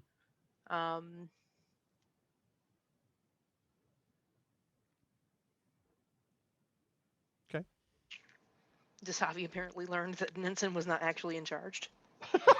Definitely learned that, like, she and Hage had that conversation that she needs to get her command cert, and she really had that hardcore reiterated to her Mhm. during this mission. Like, Mhm. no, this can't be Hey. a thing. I thought Lucas did an excellent job handling the command of the vessel. I think he was. The chief engineer made some weird random swears and ran off the bridge. I don't know. I loved it. I thought it was a great story. I thought that was just fantastic. It's only me and the Elcars. What do you want? That's the only officer left on the bridge. Everybody else is enlisted, and it's a bunch of Elcars just flashing, like, "What's going on?" And you get a countdown, like, "Oh, the ship's gonna open the ship is on its own, gonna open all the airlocks. We should probably do something about that." Yay! All right, anybody got a good idea, bad idea? I've actually got a thing Cass learned. Sure. She's always been kind of ride or die with Hage and thinks there's a terrific team. But when they were planning their negotiation strategy, she was like, maybe I empathize a little too much with machines. I might need to work on that whole empathy thing. So that was a new thought for her. Yeah. I was interested in the idea of hearing. I'd like to role play it out in the future, so something you can think about. I'd like to hear the different, since Eva is exploring mortality and reproduction and all those other things that she's exploring. The idea of having the different and the Andorian take on it as comparison to, say, a Yeah. human take on it. Yeah. Because death to an Andorian is completely different than death to a human. I think that could be an interesting one to have. Or even Tong, because Ferengi have a completely polar opposite view of death Mhm. to the Andorian. So that could be a good place to have something for Tong and Kaz in the future yeah. too. Not to insert myself in there, but I would love to give the troll take on death too. Yeah. Could be an interesting conversation. Anybody else have a good idea, bad idea? Everything, every damn thing. The whole mission. Yeah. The whole Oh, last Lord. 4 episodes. Um, I think bringing the building down was a great idea. I've Maybe not making sure you were completely clear of it before it came down. I wanted to do that all week, and the rolls didn't make that Ambrose combat seem nearly as badass as I wanted it to be, because I feel like that should be where Ambrose excelled. And the first round, he was just waving people on. That wasn't even really a roll. There wasn't really any mechanical benefit to it other than, I guess, move the scene along. And then his next roll, I don't even remember what the like. I just rolled badly in something that I really should have rolled better on. Yeah. But in my head, bringing a building down on a giant mech while I'm still mostly under the mech was pretty cool. Yeah. No, I liked it. And I like so I tend to run, especially when it comes to combat, so I tend to run way grittier games than people are used to, and it's way grittier than Star Trek is used to. So I liked that it fit. Yeah, I felt like- that fit the gritty nature of what I like to run. So you had been knocked down, you'd been injured, you were struggling to get back on your feet. These are giant robots. It was Yeah. rough. Yeah. No, but it you was good. managed It to- was you really managed good to make it. story. Yeah. Like I took 9 out of 14 stress. Yeah. So I had some remaining, but I could not take another one of those hits. Yeah. Right. Mills was doing a great job dodging and shooting back, and I was just I was getting cut in half, falling behind things, got a tree thrown at me, fell in my face, got lit on fire, barely managed to stand up, and hobbled my way out from underneath of a building. Yeah. I liked it. I thought it felt really, really organic. Mm. So one thing about Star Trek combat that you can note is that it rarely feels very organic. It's we hide, Yeah. we shoot, we're done. Mm. So Right. Yeah, I've never done Star Trek combat before, so I didn't have anything to go It's on besides reading the really rule book. hard getting stakes. yeah. We do Yes. it so little that I have to have the reference in front of me because I can't Mhm. remember what does what Yep. and how Yep. stress and injury works, and Yeah. Tricky.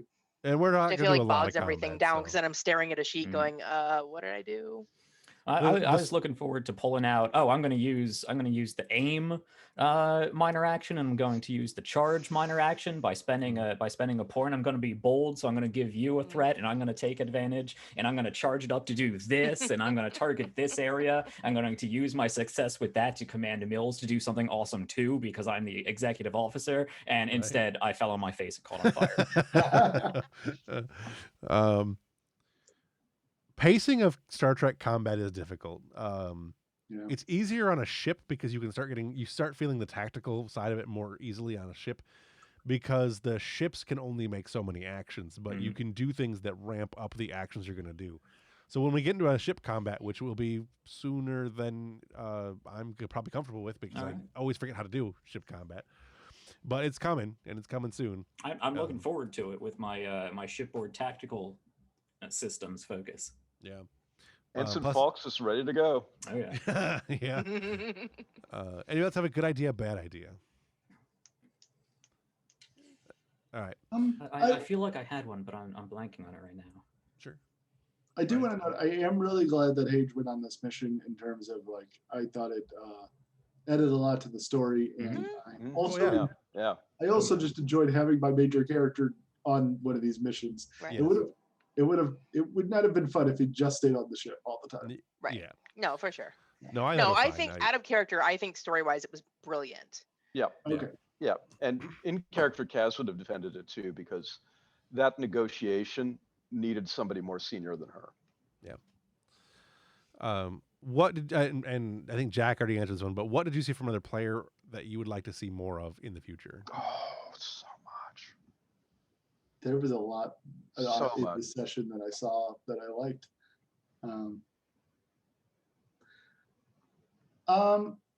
In terms of scenes, I would love to see a debate about empathy between those two. It's on the list of Desavi and Ambrose. Because we Yeah, talked about I've the still got a ethics of that. scene that I want to have about the ethics of empathy. I want to see a discussion about the Prime Directive in regards to this Yeah, this place, which Yeah. is not. We don't, even if we don't do it now. There is no doubt we're going to come back to this location at some point. Sure. So Kaz would be absolutely down for that. Yeah. yeah, I will say yeah. we're Because I prob- think there's a lot of gray area with this. yeah. That's the And there thing. wasn't a place to. It didn't feel like to me a place to organically have Mills bring it up. But she's been kind of thinking about what qualifies as a society and Mhm. where does sentience come into that and kind of stuff. And I'd love to have Right. that discussion. right, I and will are these say I- servitor droids at all even actually sentient? Mm-hmm. I will say I don't want the game to become bogged down in first Prime Directive debates. I have seen that happen in games where players get paralyzed because they're afraid to do anything because it might be a Prime Directive violation. Right. Oh, I don't think we're going to have that issue. I don't think we I are, agree. but You as far as- you follow the standard Star Trek trope of you break the Prime Directive and then you have the debates about it. Right? Yeah, Pretty absolutely. much. Right. I'm not gonna punish the party for breaking the Prime No. Directive. I mean, I No, think I there isn't even a Prime Directive as far as Kirk's concerned. So Right. yeah. Kirk. Mm-hmm. I Yeah, like the original series. I was just saying that's not something I want to. It's something I like to avoid is just long drawn out debates about whether it's something is a Prime Directive thing or not. I'm sorry, Yeah, I'm reading the- faster. I think the conversation needs to happen at some point though, because you have a definitive plan for what's going to happen to this place, and that may be contrary to what other people are, not necessarily contrary to the feeling, but that may not sit well ethically with some of their players, the other characters, I should say. And I think it'll be an interesting discussion. I wrote the story of this based largely on some things I read in a book that deals with the Trail of Tears. So I got some ideas there of how we can deal with this going in the future, and that's kind of where I was building things. Wow. Very cool. Interesting. I actually love those conversations, so I will remember not to broach that with Brian, but I love politics and philosophy in games, so Yeah, I mean, you just have to make sure I'll try to doesn't- keep it I love low politics so I and don't bog philosophy. you down. But I love Yeah. politics and philosophy. I just find Prime Directive debates uniquely obtuse. it's a Yeah. very problematic and Yeah. vague protocol, Yeah. so I get Yeah. you. Yeah, We and don't we've want had it all the discussions time, in my but- we've had discussions in my other game about how viable it even really is. But Yeah. it's just interesting to see because in the end it doesn't matter. The captain gets the final say, and this is what we're gonna do. But I think the conversation would be interesting to have. And usually the plot forces your I'm- hand anyway, like it did. It's with this Right. game, Right. So. Yes. I'm fine with it in small doses. I'm just Yeah. saying something that I've seen before. That's fair. Right. It's fair. Anybody else got something they would that they saw from another player or character that they want to see more of in the future? Nothing specific, just like lots of everything. I think Lots of everything, this has yeah. been just an amazing episode, and everybody has been really in it. And I just want to see more of everything. There was a lot here I really liked. I liked Tong. I like that Tong is doing the computer, or that Tong is stepping in with the AI, because I didn't want to do that with Castra, and so this lets me have Tong do it. Yeah. I want to see more of a character that we didn't see really any of in this session, and I really, I want to see more of, oh my God, what's his name? Mar. Mar. Yeah. I find Mar a very interesting character, and we got to see him for about 4 seconds in this session, and Right. I got to figure out what I can do to get more of Mar Yeah, in a yeah. scene. We need a so. lot more Mar before John leaves. I'm a big Also, fan of Mar. either- Legit. Legit. Also, either or both of the counselors. I feel like we haven't seen them at all. We Yeah. haven't seen them at all. Yeah. Yeah. Yeah, no, we Uh, got Vega for a hot second during the Tongo game, and that was it. Yeah. We'll get to a counseling scene because I pulled out the I saw thousands and thousands of people died card, Yeah. and I think that needs some follow up. Yeah, that's Absolutely. I'm gonna add that to the list just so I remember it. Yeah, I'm psyched for that. all right. If you could change one thing about this session, what would it be? I would I roll would have better. remembered that Mills was really injured by the captain's statement that he was glad to have Ambrose out there leading. I was trying Because to prod you about that with Yesbeth. I know, and I forgot about it, and I'm a little frustrated because I think that would have highlighted that Mills isn't just she isn't just like mad. She doesn't just feel like stupid captain stepping in where it doesn't belong. Like it would have shown that she felt directly attacked, and like her competence was being called into question there. And I'm frustrated that I forgot that. Well, we can try and make. There will be more opportunities, I'm Yeah. certain. I loved her talking with Yesbeth and would not say no to more of those scenes. I like those scenes. They let me play with Mills a little bit more because she's on duty. She's just she's on duty. Yeah. And we Very get to much see just a more of her bunch of- fun Yeah. side. I would have had the captain meet the robots. Mhm. I feel like I kind of missed an opportunity there. I wouldn't.